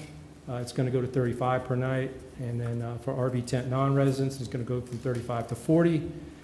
For the RV tent for resident seniors, disabled county employees, and active duty military, it'll go to $31, previously $26. An RV tent, York County resident special senior discount rate, it'll be $24 per night. It was $20. Those are consistent with what's in place at Allison Creek Park. In terms of the dumping fee, it's going to go from $20 from $10. And then the kayak fees, we're going to establish that. There'll be a $30 per 2 blocks, 2-hour block, $50 all day, and then we'll have tandem kayak rentals, $40 for a 2-hour block, $60 all day. Additional hour kayak rentals, $10 per hour, and kayak tours at $25 per occurrence. Day passes, for York County residents, the day pass is not going to change. The only changes are going to be for non-resident adults. It's going to go to $6 from $5. Non-resident children and non-resident senior disabled active military are going to go to $4 from $2. And all these details will be in the agenda item Yeah, I This think covers it, huh? having a visual obviously helps. Have we been able to, or have you tracked the out of county versus county usage at the various parks to see what that looks like? We can run reports on that, from a data standpoint. Catherine, can you come to the I'll just say microphone? we can get that, we'll just pull that data for you. That'll be part of, I don't have that on the spot, if you want to Sure, give it. and We can pull that data. I would say, I'd like to see those reports before first reading, and I'll go on record, I've said this every year, I try very hard, and honestly, we've lost some state funding because of fees that we charge. Some of our representatives don't like that, so I think we need to be really careful about how we increase those fees and make sure, I think they're reasonable, what you're suggesting. I am very much in favor of charging out-of-county people a whole lot more than what you're charging them now, because what I'm hearing is a lot of folks who are in our county don't even get in there to, especially at Ebenezer Park, can't get in there because of out of state actually, and out-of-county folks. So I think I'm personally in favor of that, and of course I'll make my comments known when we get to that item at the agenda meeting Monday, but I would like to see the information. We'll pull the RV camp in county versus out of county, as well as the day use. We'll pull that information. Thank you. Are there other questions? Yeah, I have a, I was gonna say, I'd be curious to know about the funding that we lost out on by charging any kind of revenues in our parks. I think there was a state, you're gonna have to remind me, Mike, there was a state grant that we ended up having to maneuver because they didn't like that we charged fees at Ebenezer Park. And Kevin stepped out, but, Just fees, period, or yeah, above there a was certain some amount? question about it. No, just charging them at all. I believe it was one member of the state delegation I believe was so. not agreeable to grants where parks charge fees. Well, there's no way we can open Ebenezer Park open and not charge a fee. Right, if you look at our, I mean, we've put a lot into that, you know, and I'm sure the revenues that come in during the course of a year or the next 5, 6, 7 years will far outweigh more of what the state was kicking down to us anyway. So. right, and we have included these fees in our revenue numbers as part of the budget projections for this year. I do have a couple of questions. One is, if somebody rents the shelter, do all of the people that are coming to the birthday party have to pay to get in addition to that? You're talking about for Ebenezer Park, I presume. I believe that's correct, but Catherine, if you'd like to answer that question.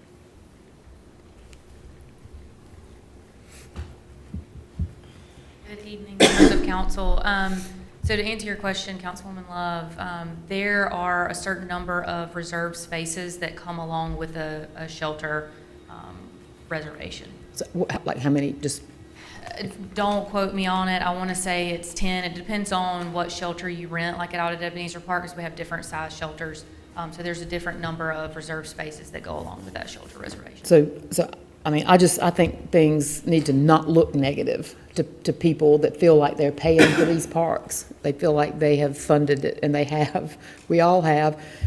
So if you've got a shelter and you've got people that are, you know, so they show up and then they've got to pay to be there, and maybe they're only there for a couple hours. That amount is a lot, so I think we need to maybe look at that. But the other thing is on the golf cart fee. I don't know how long people come and stay. I know if we're pulling our golf cart with our RV and we get somewhere, we may be there for 2 nights. So $25 is an annual fee, but we may be traveling. We may not be going back to that place again. So it ends up being a lot depending on how long they stay. I just don't know how long the average stay is. And I don't know if people come in a Friday and Saturday and they leave Sunday, and then now they've paid an extra $12.50 a night. And do they have an option of using the golf cart or not using the golf cart? If they come in with one, do they have to pay, or are they able to not even use it for that period of time? So, and then I think pickleball is great at Field Day Park because it's very popular, and I know the leagues take up a lot of that space, and they're willing to pay that. So, and then I would just want to be sure that we're in line with what they're doing at the Whitewater Center with some of those fees, because they really got a lot of stuff going on, and I have a little bit of just concerns about Allison Creek Park in general, because if somebody's going in to, just to walk, I don't know what they pay if they want to go in and just walk and make a loop around. And I think it's 4 miles of trails there, but I mean, how much does it cost them $6 to go in? They may want to walk down from somewhere on Allison Creek Road and go in every day, and that's a lot. I know they get a pass, but I don't know. I just want things to make sense for a one-time use and then across the board for a longer use for a resident or something like that. So, If it helps, we've not, from a day use, and daily fee standpoint, we really don't receive a lot of complaints. I think this council and management has established fees that are very reasonable for what we offer. We offer like quality, great facilities, park facilities. And people don't bat an eye at paying the annual pass. When they come one time and they fall in love with our parks, they immediately go buy that annual pass because they know that they're going to be returning.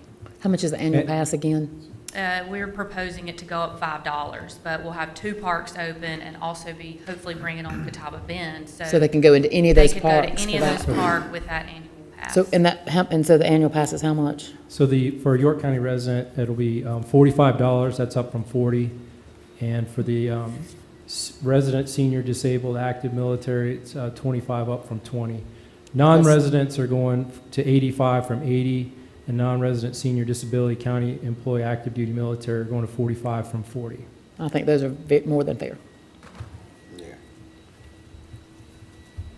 Any other questions? Yeah, I've got a quick question. So with the annual park passes, they're going in there, I had somebody come up to me and ask me, you know, we've got the annual pass for Ebenezer, but I haven't been able to use it for 6 months. Are we extending if they bought an annual pass, like for the time the place was closed?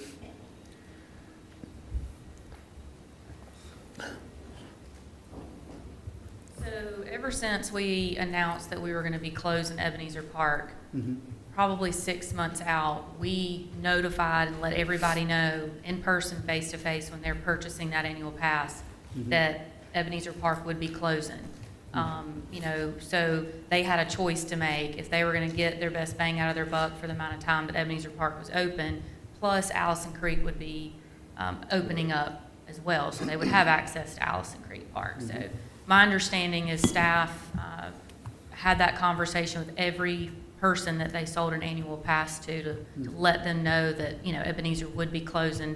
In most cases, people still wanted to buy the annual pass from our standpoint. Yeah, so I again, the person that asked me about it wasn't aware of that, so I want to, again, just plant the seed here, because I know it's not a lot of money, but again, for people that may not be aware of it, you know, just that little difference could really make a difference. So. Is there a family pass, or is it all individual passes? So the annual pass covers the vehicle. So if you come in with your family, I mean, you get in with that annual pass with members of your vehicle. It's very reasonable. Yes.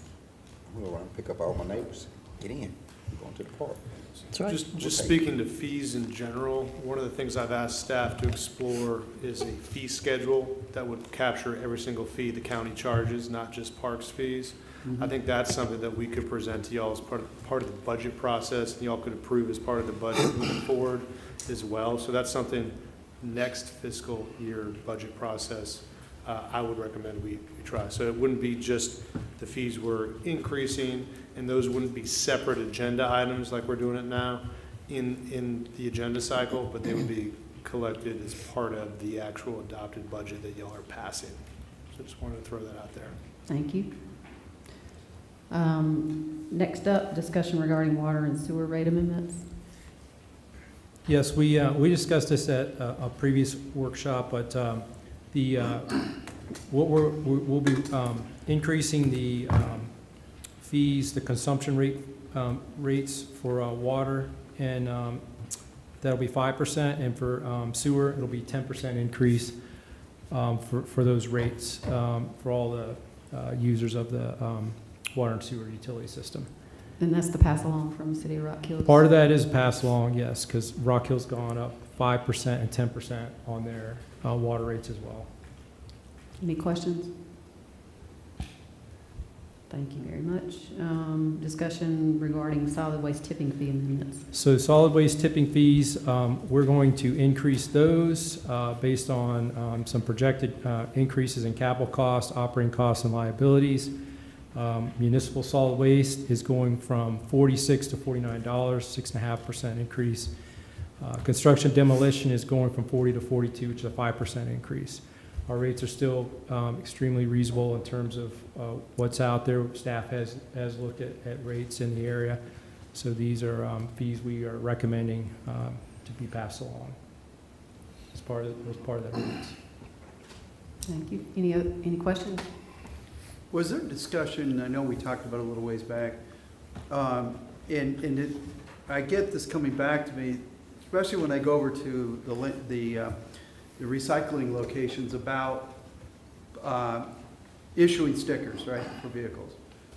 And it keeps coming back to me. And they keep, the people that are working there say it would be a lot easier if we just, people got a sticker when they registered their vehicle or whatever it is, and they'd have it on there and they could easily identify cars that are supposed to be there and not there. Because it becomes problematic for them because they can't tell, and then they have these discussions where if a simple sticker was on a vehicle, they know they're covered. Well, I think convenience centers, we don't necessarily charge, there's not a fee charge there. So I'm trying to understand, is it a case of? This is really outside of the fee of the tip, it's really along the lines of the recycling centers themselves. Right. We can save it for another time. Okay. On the discussion, but I wanted to bring that up for Okay. further discussion. We've already had that discussion. Any other questions, discussion on that? Fiscal year 24-25 general budget discussion. That's something. Right, Madam Chair, this is y'all's opportunity to ask us questions related to the recommended budget that y'all have before you. We wanted to give time for discussion and questions.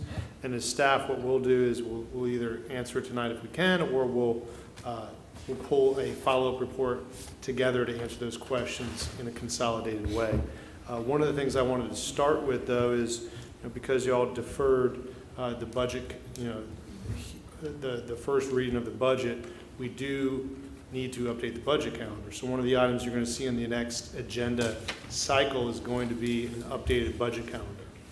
And so one of the things we want to throw out there, and I know y'all heard from our clerk, is if y'all think there's a need for another workshop, we really need to figure out what that date is. So I just wanted to remind y'all, at this point, we're thinking about the 11th as that date, but we do need to make sure we have a date out there in the agenda item so that if y'all think we need a workshop, we have that time reserved. So I just wanted to throw that out there to start. So it looks like even with the deferral of the first reading, we're still on pace to meet the same deadline of June 17th for third reading.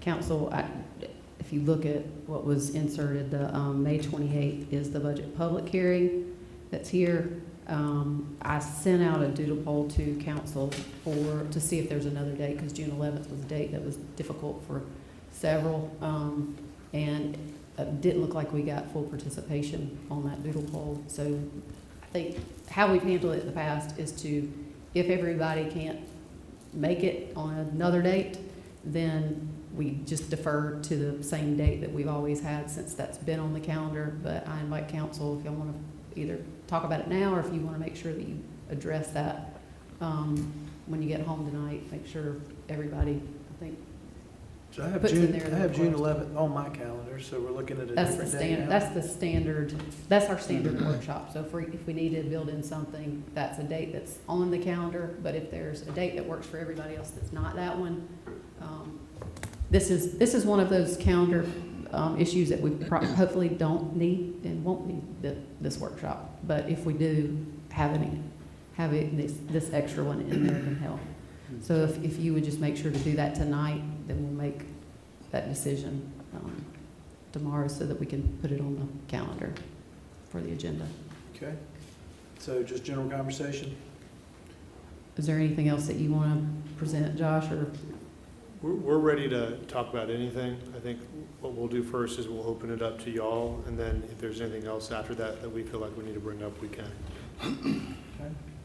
So Chairman of Economic Development. Allison, you're on the board, as I am as well. So there's a $209,000 decrease proposed for economic development.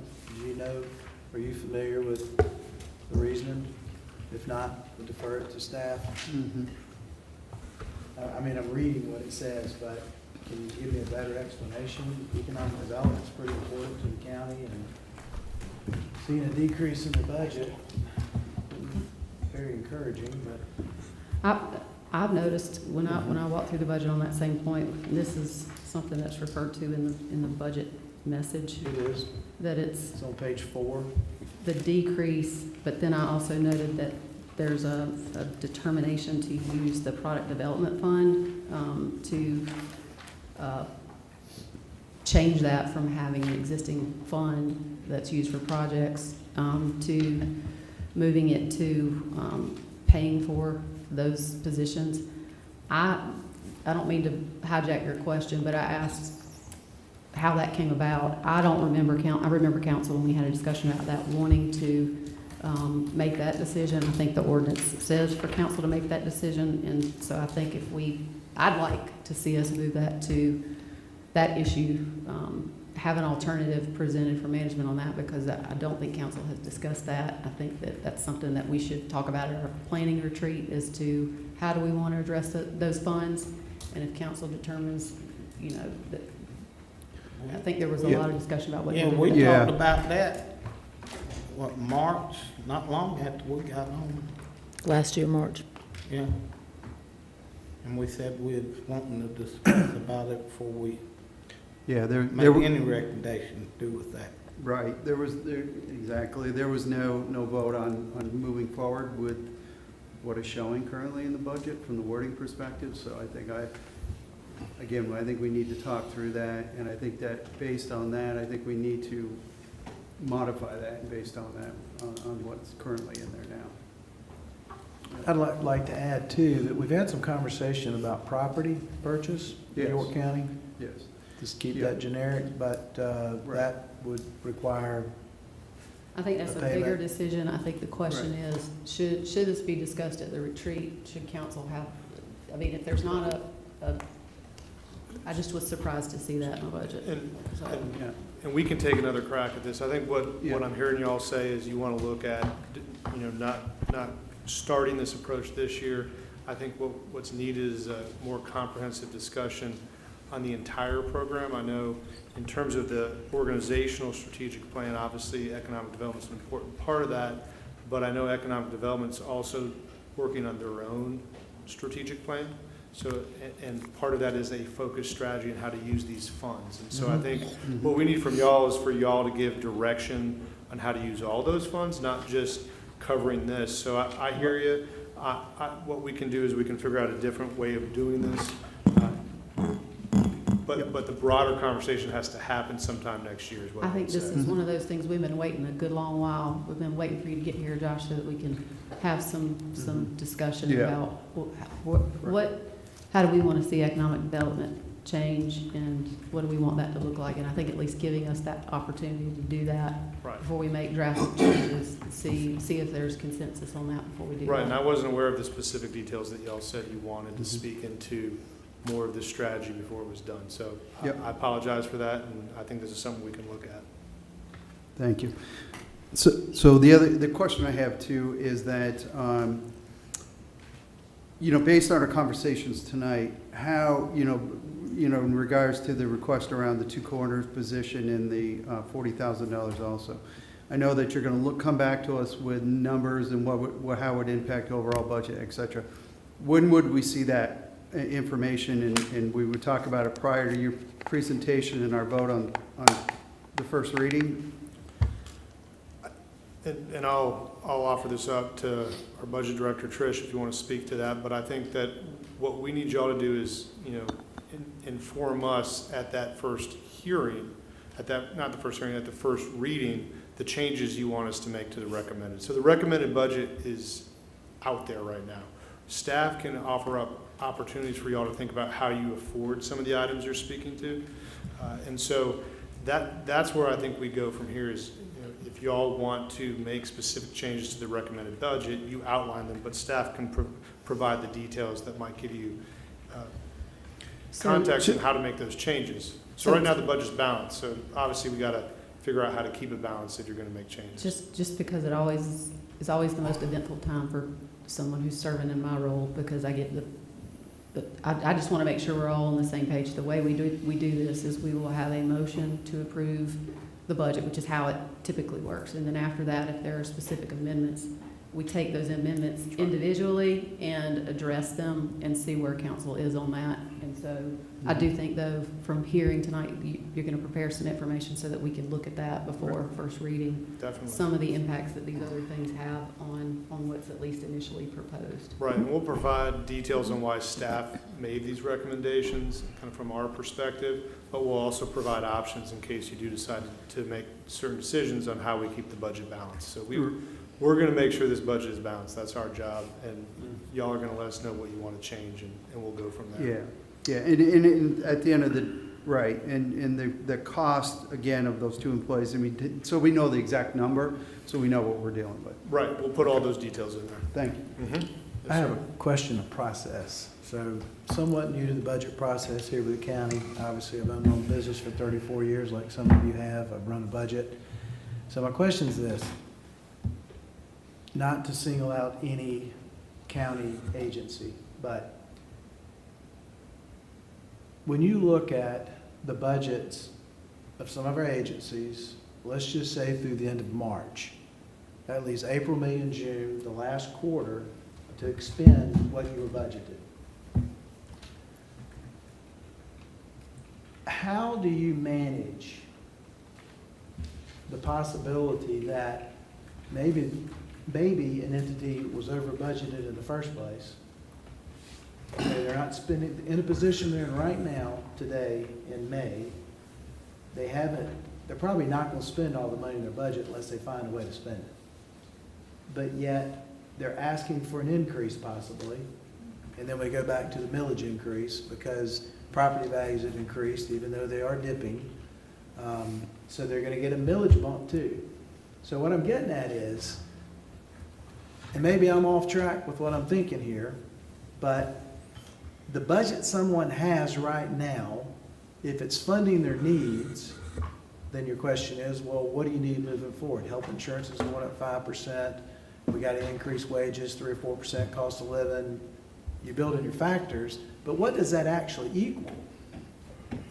It's, to me, almost, as I'm getting more familiar with budget, these aren't hypotheticals, but I don't run my business this way. There's no way I'd run my business with not knowing what we're spending and what we're allocating, what we're budgeting for meals for staff, which we spend a truckload of money for meals for staff, but that's a budget item.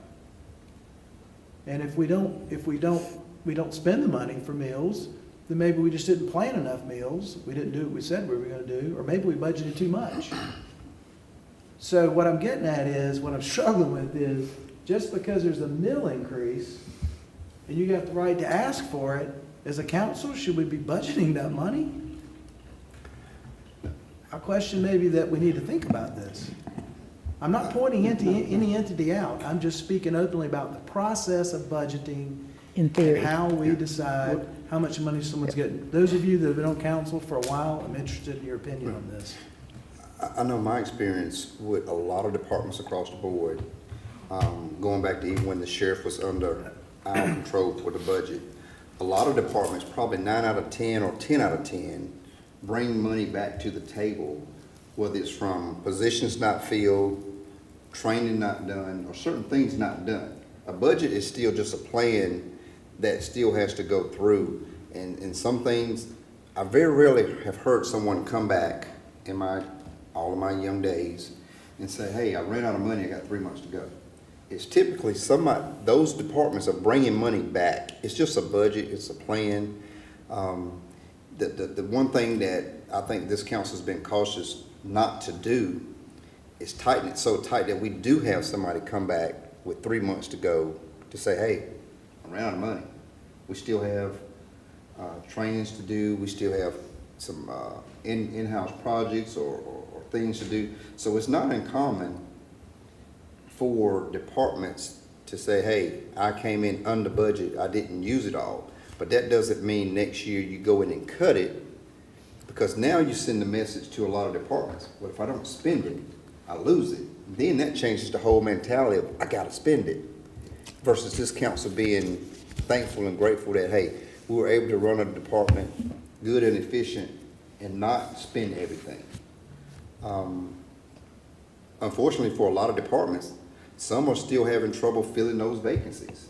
Those budgets are built with X number of positions to be filled, and we just heard how we're trying to cut into those vacancies. And so if you cut those, then all of a sudden, those departments are able to fill those vacancies, that's when you're gonna come back and say, well, we got a couple months to go and we don't have enough to, fulfill what we plan to do. So I would be real cautious, and it's always good to hear departments not spending the max and having that cushion to bring back to it. So that's kind of been my experience over the years, and I'm sure it's not gonna change this year. Probably when departments come in, they're gonna be under budget. That's just kind of how that's been the process. And I know it was sorry to interrupt, I know it was a hypothetical question without a specific department, but in terms of departments that report to the county manager, I can tell you that, we're asking the hard questions, and departments aren't over budgeting, they're asking for what they need. I think sometimes we have departments in local government, obviously I wasn't here at the beginning of this process this year, this is my 6th week, so I've enjoyed every week.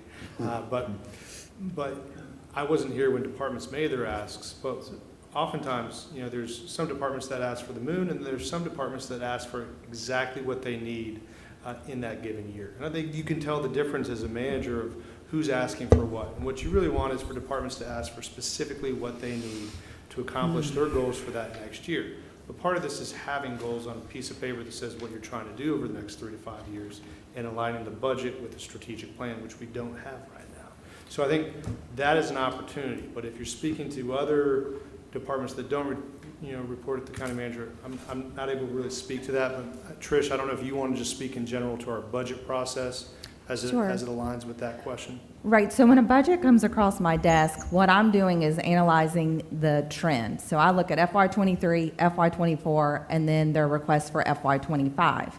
And I think you'll notice this year you probably received more notes in your budget because after I got involved in the budget process, I had those questions, and I spent hours on the phone calling each department director and saying, hey, I see you're asking for this much money, but you didn't spend this much money. Why do you need this? And so we did a countywide training where I asked them to put in their notes what they're going to use this amount for, perhaps why didn't you use the amount before? And a lot of them said, well, we didn't have a full staff. That's why this money's not spent. Next year we will. We've already filled those vacancies. And so that kind of helped me not to have to call and ask those questions, but I'm still analyzing the data. And so what I'm doing is still calling saying, I see in your notes, however, I see that you've asked for this much money. What is this extra money for? And sometimes I have to ask the question, you haven't spent the money this year. Why are you asking for more money next year? Can you explain that to me? And that's a hard question to ask. And so what I do is I take in what they tell me, and then sometimes I say, well, if you're not going to spend this money this year and you're asking for this request, why don't you go ahead and buy that now? Go ahead and make that purchase. So it's just a balance of calling all the department directors and asking them those questions of, I see the same data trends, and I'm asking, why are you increasing your budget? I don't see the notes don't support it. And I'm having to call and ask that hard question. And then they give me the explanation, and then I decrease or increase their budget from there, from whatever they explain to me, and then what I see in their notes. So the question I have is that, so when I look at, for example, the fire department, and I look at that, when they get mill increases, they don't get the full value of the mill increases. Part of that value of the mill increase is put into a secondary fund, which, at least what I've been told, it's pushed towards capital funding use. But then when you look at other departments out there that come in front of us, there's no control over that total millage increase value, that they're supposed to be assigning it to a specific bucket. So I'm just wondering, why do we see it for the fire department in one way, and then we see it a different way for other groups? I would have to defer to Mr. Siegler on the mill questions for that and the fire departments. So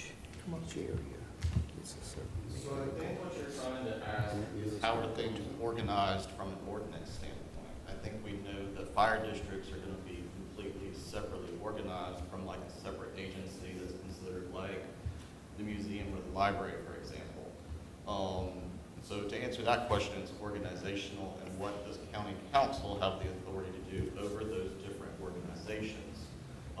So when it comes to the fire districts, y'all have a little bit more operational control. When it comes to the library, yes, you approve their budget. Y'all can do with that as you please.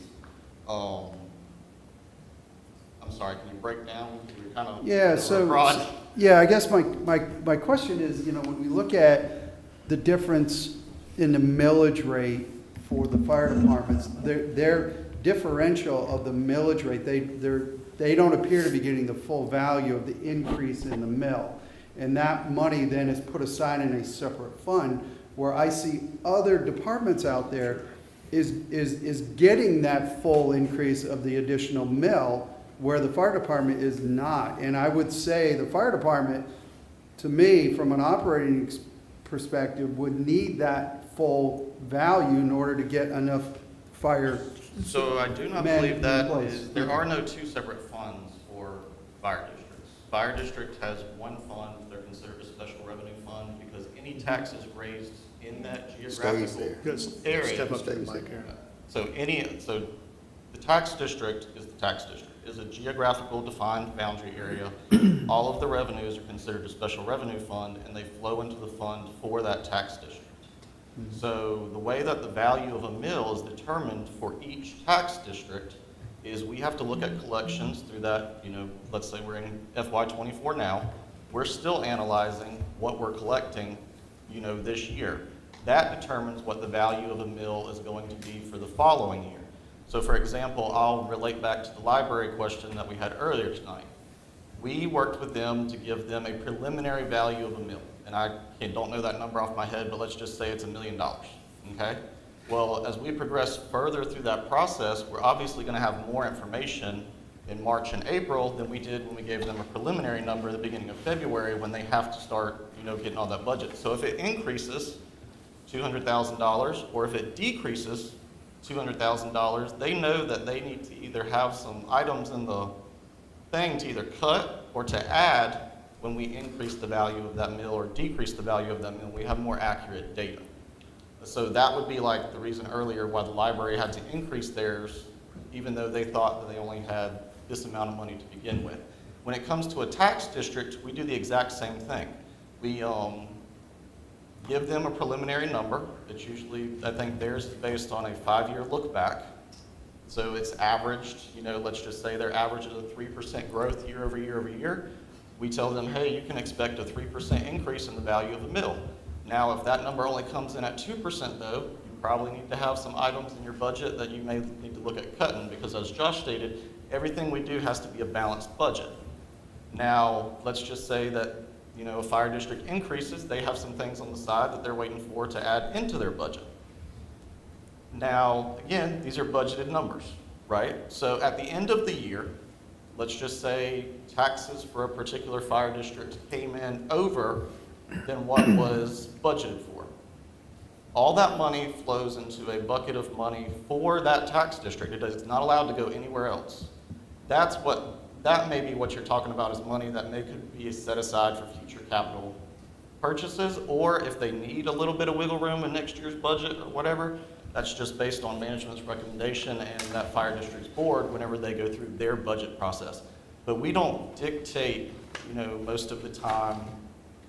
So, but I think you answered my question though, because if there is a overage or increase in that millage, again, that goes into a separate bucket. It doesn't just go back It's still their money. It's just. But they have to use it for capital expenditures, not. Not necessarily. They can use that for a future budget item or whatever, but let's say you need $1 million for payroll, but when your value of your mill comes in at 1.1, you can't use that extra $100,000 for payroll in that year without coming back before council.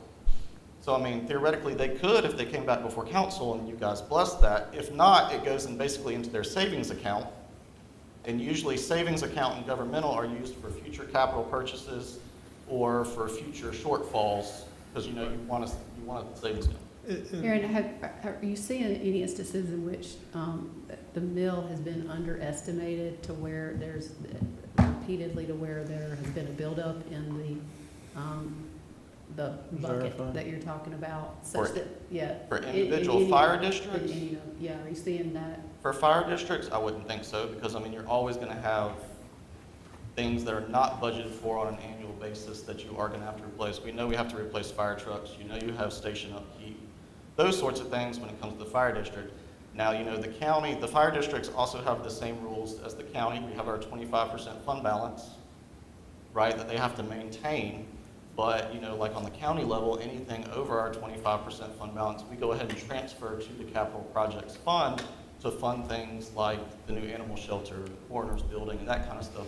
And that is a way that this county has been able to continue to fund their capital needs without having to raise taxes or issue new debt to fund those types of items. Are the fire department, the special tax district fire departments, are those funds actually in separate bank accounts, or are they a dealt with? So it's not a separate bank account, but everything is accounted for in their own individual fund. Okay. So everything in the governmental accounting, everything has its own silo or its own business per se. So even if there's one bank account and it's got all 7 fire tax districts' monies, any interest on that is allocated based on that particular tax district's holdings. So again, everything is just siloed. Anything for Flint Hills for Flint Hill, anything for Oakdale stays with Oakdale. It's the special revenue fund, so those taxes have to go to that source. It's against the law to move it anywhere else. So the example of the library tonight, so, they first voted on theirs February 8th, right? Mm-hmm.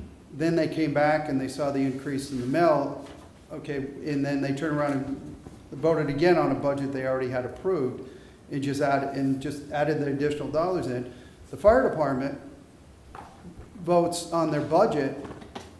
Is it a different cycle? Because again, I'm not quite seeing apples to oranges on this thing. It seems like any overages that for the fire department then end up going into a special fund as opposed to them using it for operating expenditures in that. So we do update the fire districts as this process goes along. Now the fire districts, they're a little bit different because their budgets have to be in for first reading, just like the county. The library and the museum, again, are structured a little bit organizationally differently, right? They roll up in our financials differently. There's some different accounting rules. However, they're getting that preliminary number and they're going ahead and approving a budget in February, whereas we may not even get the original fire district's budget until, just like the auditor's office department. It's going to be later in the game and they're going to have more accurate information because it is a little bit later in the game. But if they submit it in February, you're going to know the value of the mill by April, right? I mean, how long does it take to end up really knowing the true value? Is that the same time frame as what the library is experiencing? Correct. So we do the same thing with the fire districts. We give the fire districts a preliminary value. Now, they may not choose to vote on that until March or April when they get more finalized numbers because that's what they've decided to do. I mean, if they wanted to go ahead and vote on a budget in February, they're more than welcome to do that, and then we would give them updated numbers just like the library did. However, they're getting more accurate information as that process goes along, and they're just voting on it once before it comes to the county to make it for first reading. Yeah, I just see it just appears once their budgets, we're seeing this bucket of money that the fire department is seeing, which you're not getting the full value, yet it's being determined that it needs to go to, say, capital expenditures. And then you have the library, which all of a sudden sees an additional increase, and then they change their budget right, in April. okay, vote again to increase their budget by $348,000 when they already got an increase of $309,000. So it doesn't seem apples to apples here in what's happening here. Let me see if I can kind of frame this. The library was given preliminary numbers, fire district was given preliminary numbers. At the same time, yes, sir. Same time. Library board says, okay, let's see how we can work with these numbers. Knowing that there's gonna be more information, more accurate information, and from my understanding, those millage numbers were given on a more conservative basis. Like, here's the rock bottom number. Those numbers came in higher. It probably would have been better served had the library not even done anything. Just waited till you got more accurate information and then worked off of that. Because it seems like the fire department just waited till they got more accurate information, formed the budget. Like you said, if those numbers hadn't come in higher, they would have had to stick with the original budget. But I think, Tom, you're thinking that if it comes in higher, that the fire tax district can't use that money. It's available to them through the millage right now, correct? But it's being, to me, I've heard it's being designated for capital, No, where it's we're not holding the library accountable for using that additional for capital. So I don't think it's, and maybe I can help clarify this, and we can definitely follow up with specific examples if you have one, Councilmember Audette. I think what we're trying to do is as we build the fire district budgets, is to make sure that future capital is handled as well.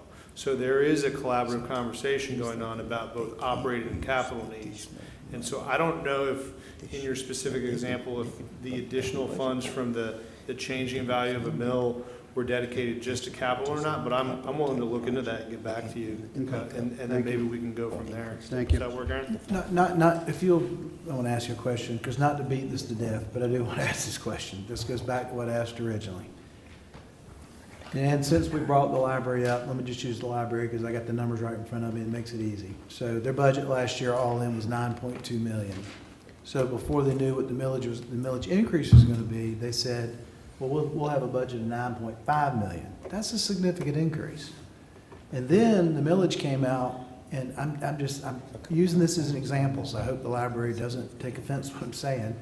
But now they go to 9.86, so they got a almost $700,000, $650,000 increase from what they had last year. I mean, I can think of so many analogies. I didn't give allowance to my children, but if I did, I could give them $100 a month, but they could spend $300 a month. If I were trying to figure out how much life insurance coverage you need to take care of your family when you die, you could get $1 million, but your surviving spouse ain't gonna cry if they got two, right? So this goes back to my point that just because there's a millage increase, is it the policy of the county to give the increase away anyway? That's what I'm I think struggling what you're with. And saying, then you're secondly, saying, when you're saying, just so I'm clear about what you're saying, millage increase, you're saying the increase in the value of the millage. the value of the That's what you're millage. talking about. Well, the value of the millage gave them another $348,000 theoretically. But do we really need to allocate $348,000 to them, the sheriff's department, whomever?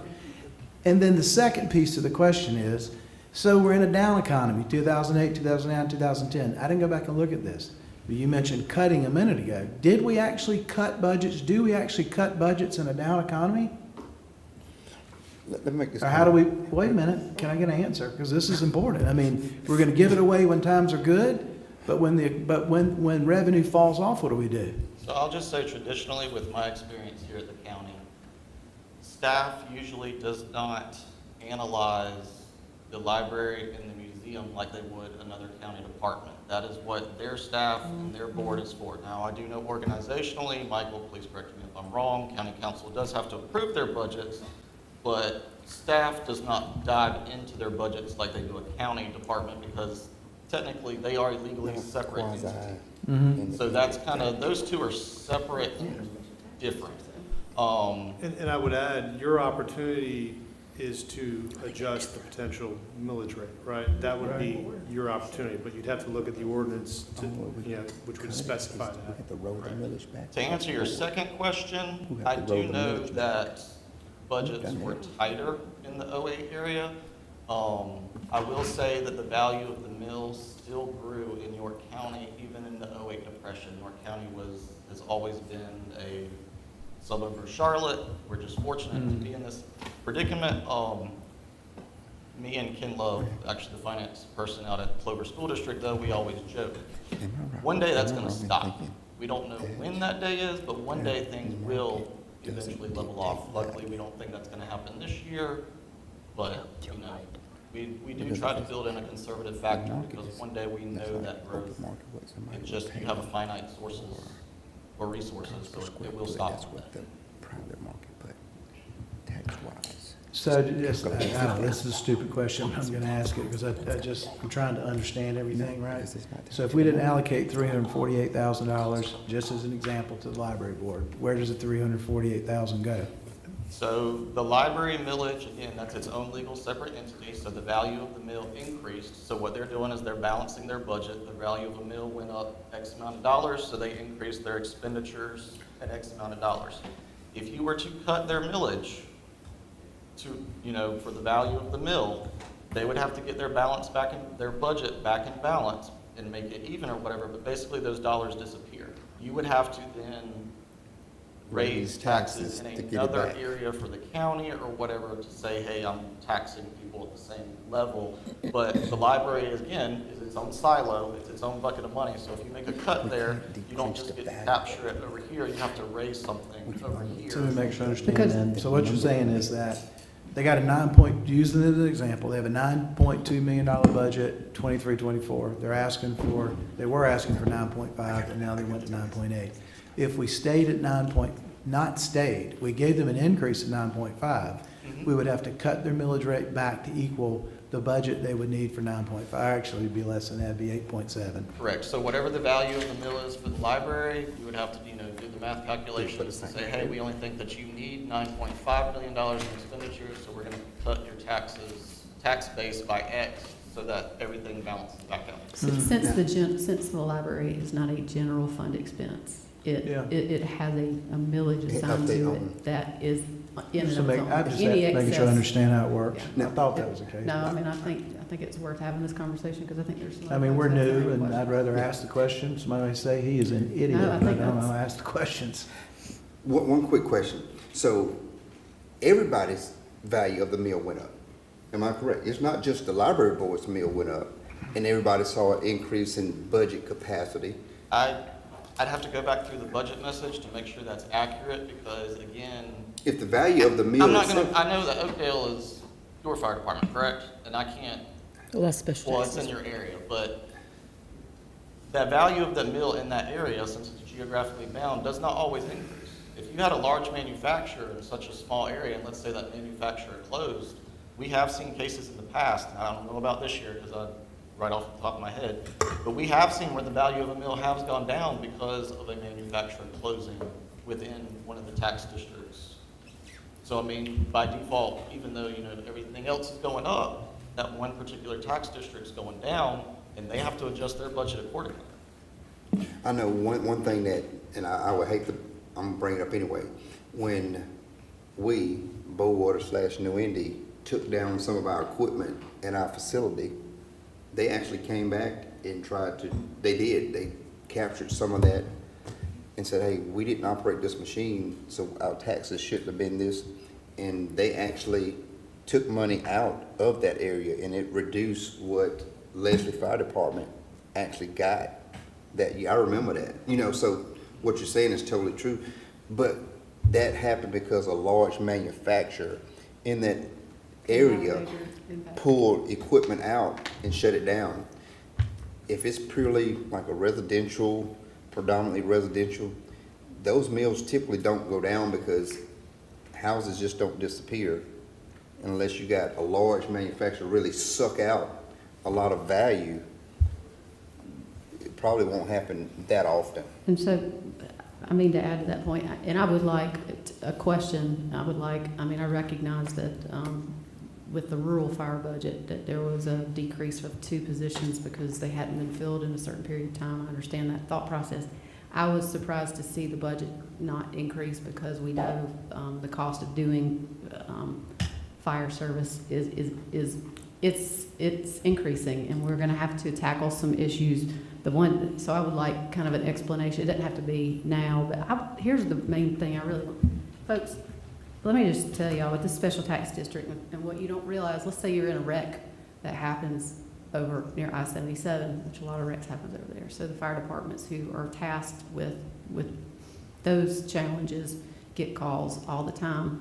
But I think it's interesting. I think folks expect if you get in a wreck there that you're going to have EMS assist there, or that you're going to have help with a fire issue on that side of town, even if you don't live there. But here's the thing that it's just amazing to me. The special tax district value of a mill.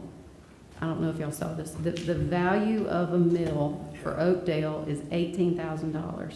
The value of a mill for other districts, $361,000, 20 times difference.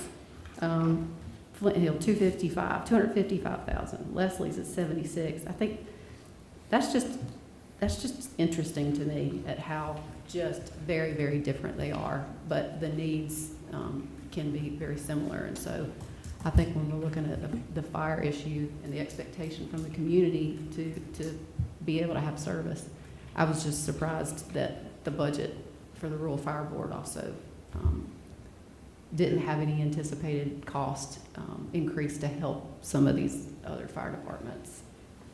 I think that's an opportunity in the future. One thing I will say is budget is about priorities, right? So obviously we can't fund everything. So what we're trying to do is the best with what we have. Speaking of the rural fire district, there was a number of positions that hadn't been filled since they were created. And so the opportunity of priorities presented itself. So we have some serious capital needs in terms of our fire districts. We need apparatus. We need to come up with a better replacement plan. That's something I've asked staff to begin, because I don't think we have a good plan on paper. So we do need to be focused on capital, and we do need to be throwing money into our capital accounts to make sure we can replace our fire trucks. And that's going to be a priority into the future, and then we will have a more distinct plan on how to do that. But the priorities of this year were not to fund 2 positions that haven't been filled over time, but to put that towards capital. Understood. Obviously, that can be asked for in future years if that's a priority, and we'll analyze it then. Does anybody else have any other questions for Aaron? I'm going to let him sit down. Thank you, Aaron. Thank you. Thanks, Aaron. I have one thing, and I don't know how much longer we're anticipating going, but I may have to leave because my niece graduates from nursing school. I keep waiting to see when they're going to eat dinner, so I get to join them for that. But there's one thing, and I mentioned this to Bump, so a couple of things. When we had the going away event for David Hudspeth, got up and spoke about what's happened in the last 4 years, how pennies we've been able to accomplish 80 miles of paved road and be able to get that done, 50 million under budget, under time. I went through a whole list of like real successes that the county has done, and I had several employees come up and say, I didn't even know. Employees, the majority of the folks in there were employees who weren't aware of some of those successes. And I think it's important that we do a little bit better job, and it's in no way intended to shed any bad light, because here's the part that I asked. When we had the storm come up, it was very clear to us that we are really operating on a very low amount of PIO to help us with messaging for the community. That really became a safety issue, and it really made me aware of the fact that this is a safety concern that we really do need to put some effort into. And so I asked some questions about what are other jurisdictions doing, because City of Rock Hill, I mean, to their credit, they did a very good job with messaging, and they're a utility, so they have telephone numbers that they can do things. But asked them to look into what are other jurisdictions doing to make sure that information is getting out, so that people are hearing, hey, you need to go report this information, so that we can determine whether or not we qualify for FEMA or SBA. You need to know who you need to call when a tree is down or there's electrical lines in the way. How are we going to address that? And what I learned was, just here, the City of Rock Hill has 8 people dedicated to that purpose, and Greenville has 13. We have 2. I think it's really important that we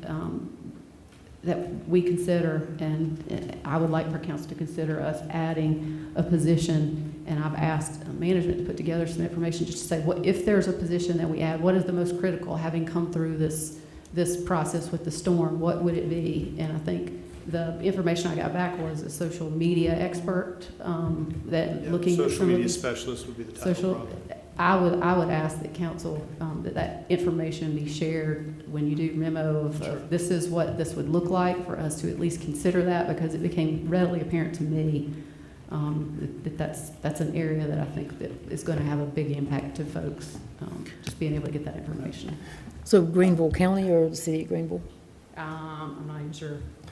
I didn't do the analysis. We looked at, two of the cities that do a really good job at this. So what we were comparing was, those that have a brand and a marketing plan and are pushing out information in a way that everybody can see.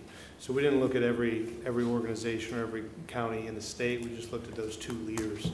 We're not asking for that many positions. I wasn't here when we reviewed position requests from departments, so I got here late in the game. But if I was, this would be something that I would have put forward is, we do need to build our PIO team. If we're going to be about York County and getting the good word out on what we're doing, we're going to have more than 2 people.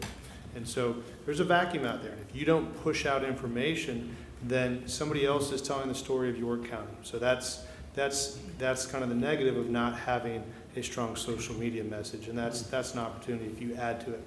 Now, it's late in the game, so I wasn't going to put this forward, but the storm did happen, and that was an opportunity to understand kind of what happens when we don't have that and the opportunity to do better. That was where this conversation started. So we hadn't done a deep dive on comparables, but there is a need, and I'm very comfortable saying there's a need for an additional staff person at some point. This year, not this year, potentially next year.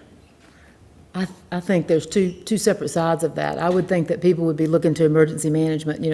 There's a certain number of people that follow, York County Gov on Facebook, and increasing that number, that takes time. And it does take people, and it does take time.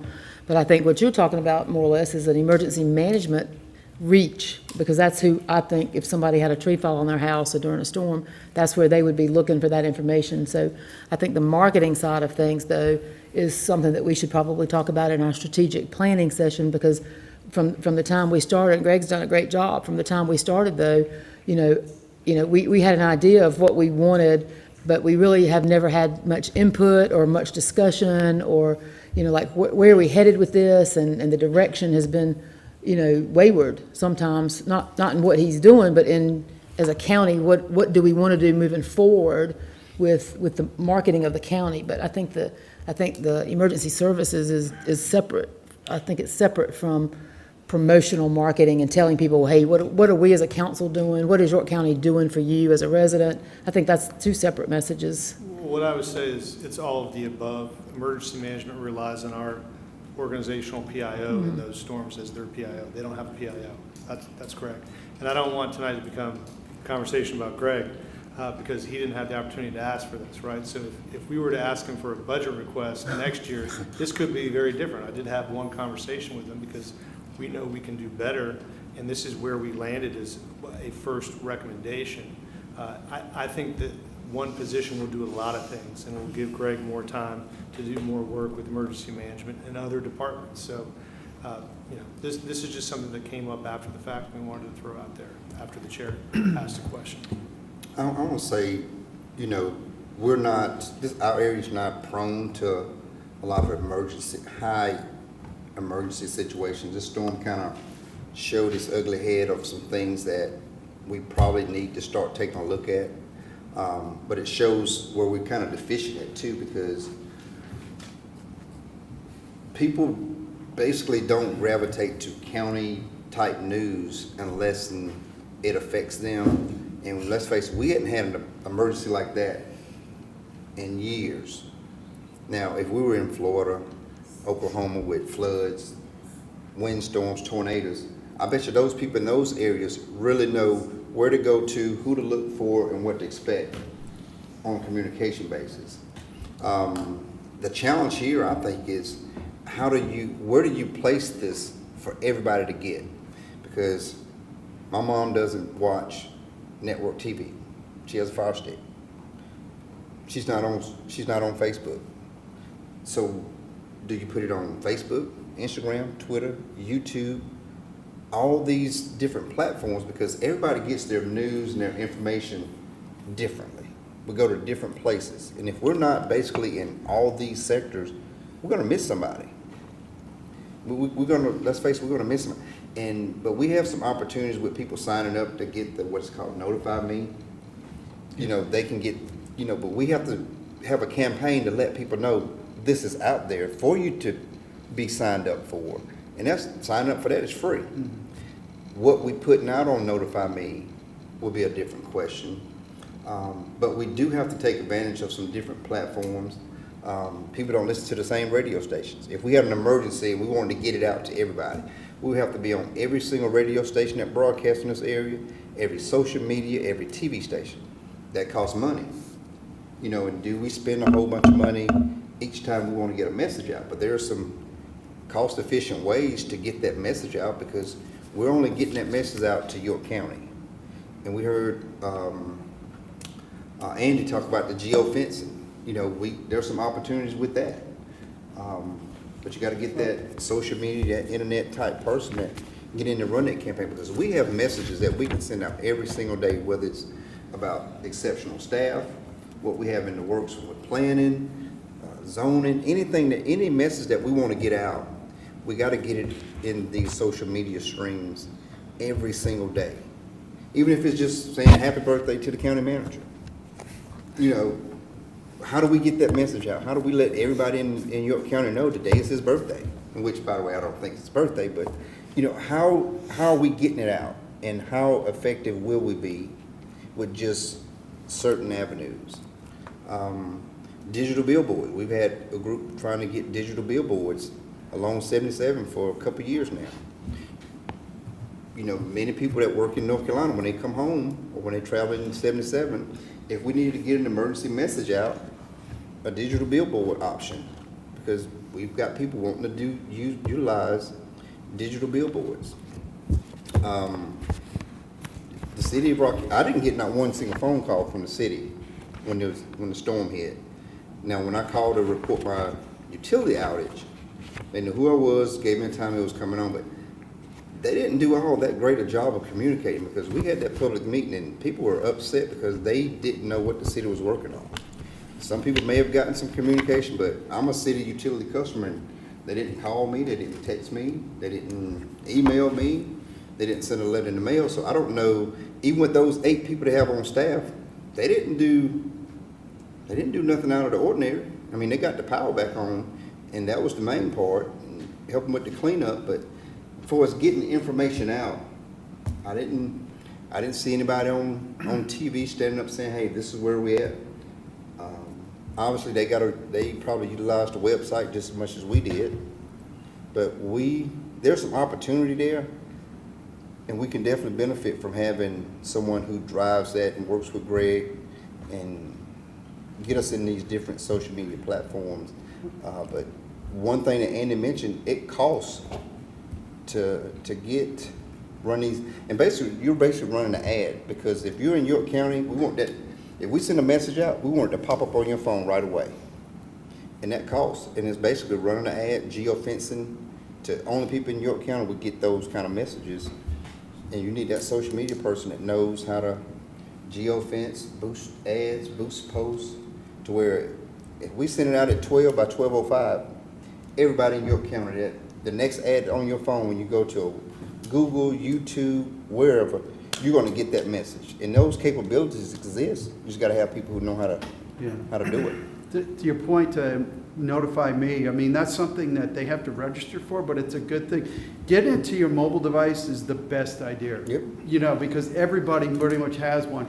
And you look at like Amber Alerts, right? Everybody gets Amber Alerts. So, you know, there's software out there that the county, I think, should look into, similar to like an Amber Alert, when there's an emergency like that all cell phones get it in the region. So, yeah, that'd be my thoughts on it. Yeah, if you didn't get a call from your municipality, they probably don't have your number, because City of Rock Hill had calls going out every day with updates. I sent them to Josh. and Christie, just to make sure they had it. I can get one. So, at our last meeting, we talked about Regent Park and the flood study, but where did we leave it with the rest of the county? Right.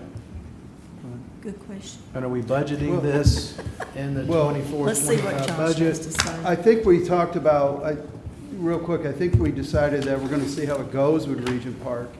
And then, once we start seeing the results of it and that type of thing, is it gonna be something else that we could look for other places?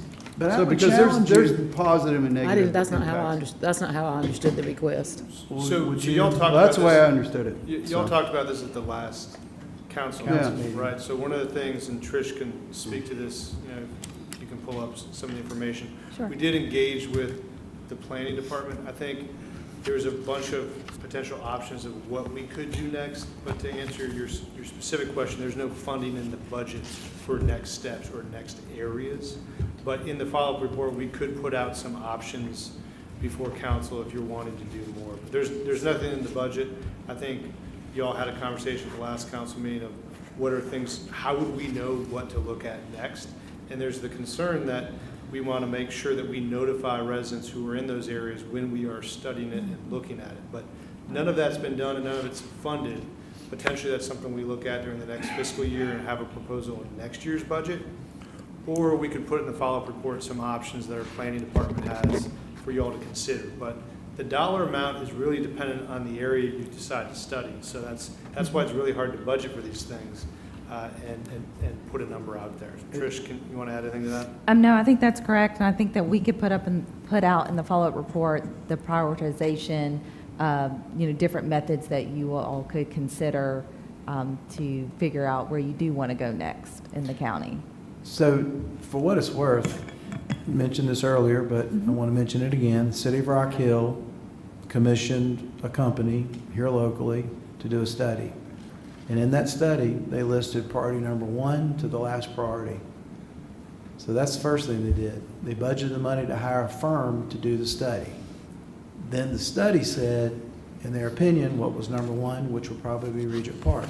What's number 2, what's number 10, whatever the numbers are. And then you got to go back and figure out how you're going to pay for it. I'd hate the thought of saying that, looking at the pictures in your district, that we're going to say we're going to wait a year to at least put a prioritization together on what we're going to do second or third. I can't, if I lived in that area, I'm not saying the county's responsible for fixing the flood issues in your district over there. Well, 90% of the storm damage was inside city limits. Not the storm, I'm talking about flooding. The flooding from the Yeah. storm. Well, I'm talking about other heavy rains that we have. It just seems to me, I'd hate to put this off another year before we take the next step. I realize what we're doing in Regent Park, and we should. But it seems to me we ought to find some money in the budget and get the work going. And then in next year's budget, we got plenty of time to figure out how are we going to fund this in a phased approach, and how long is it going to take? Because you're not going to do it all in 1 year, I wouldn't think. This is going to be spread out over 3 or 4 years. But Rock Hill did it, and they've worked through their list, and they're done. That's what I was told. On what? The city of Rock Fixing Hill problems. that's what I was told. They had their list, they worked through it. Now, there may be other problems now, because I don't think it goes away, but they mitigated the list that they created. That's what I was told. I'm just suggesting that we not put off at least taking the next step for a whole nother year.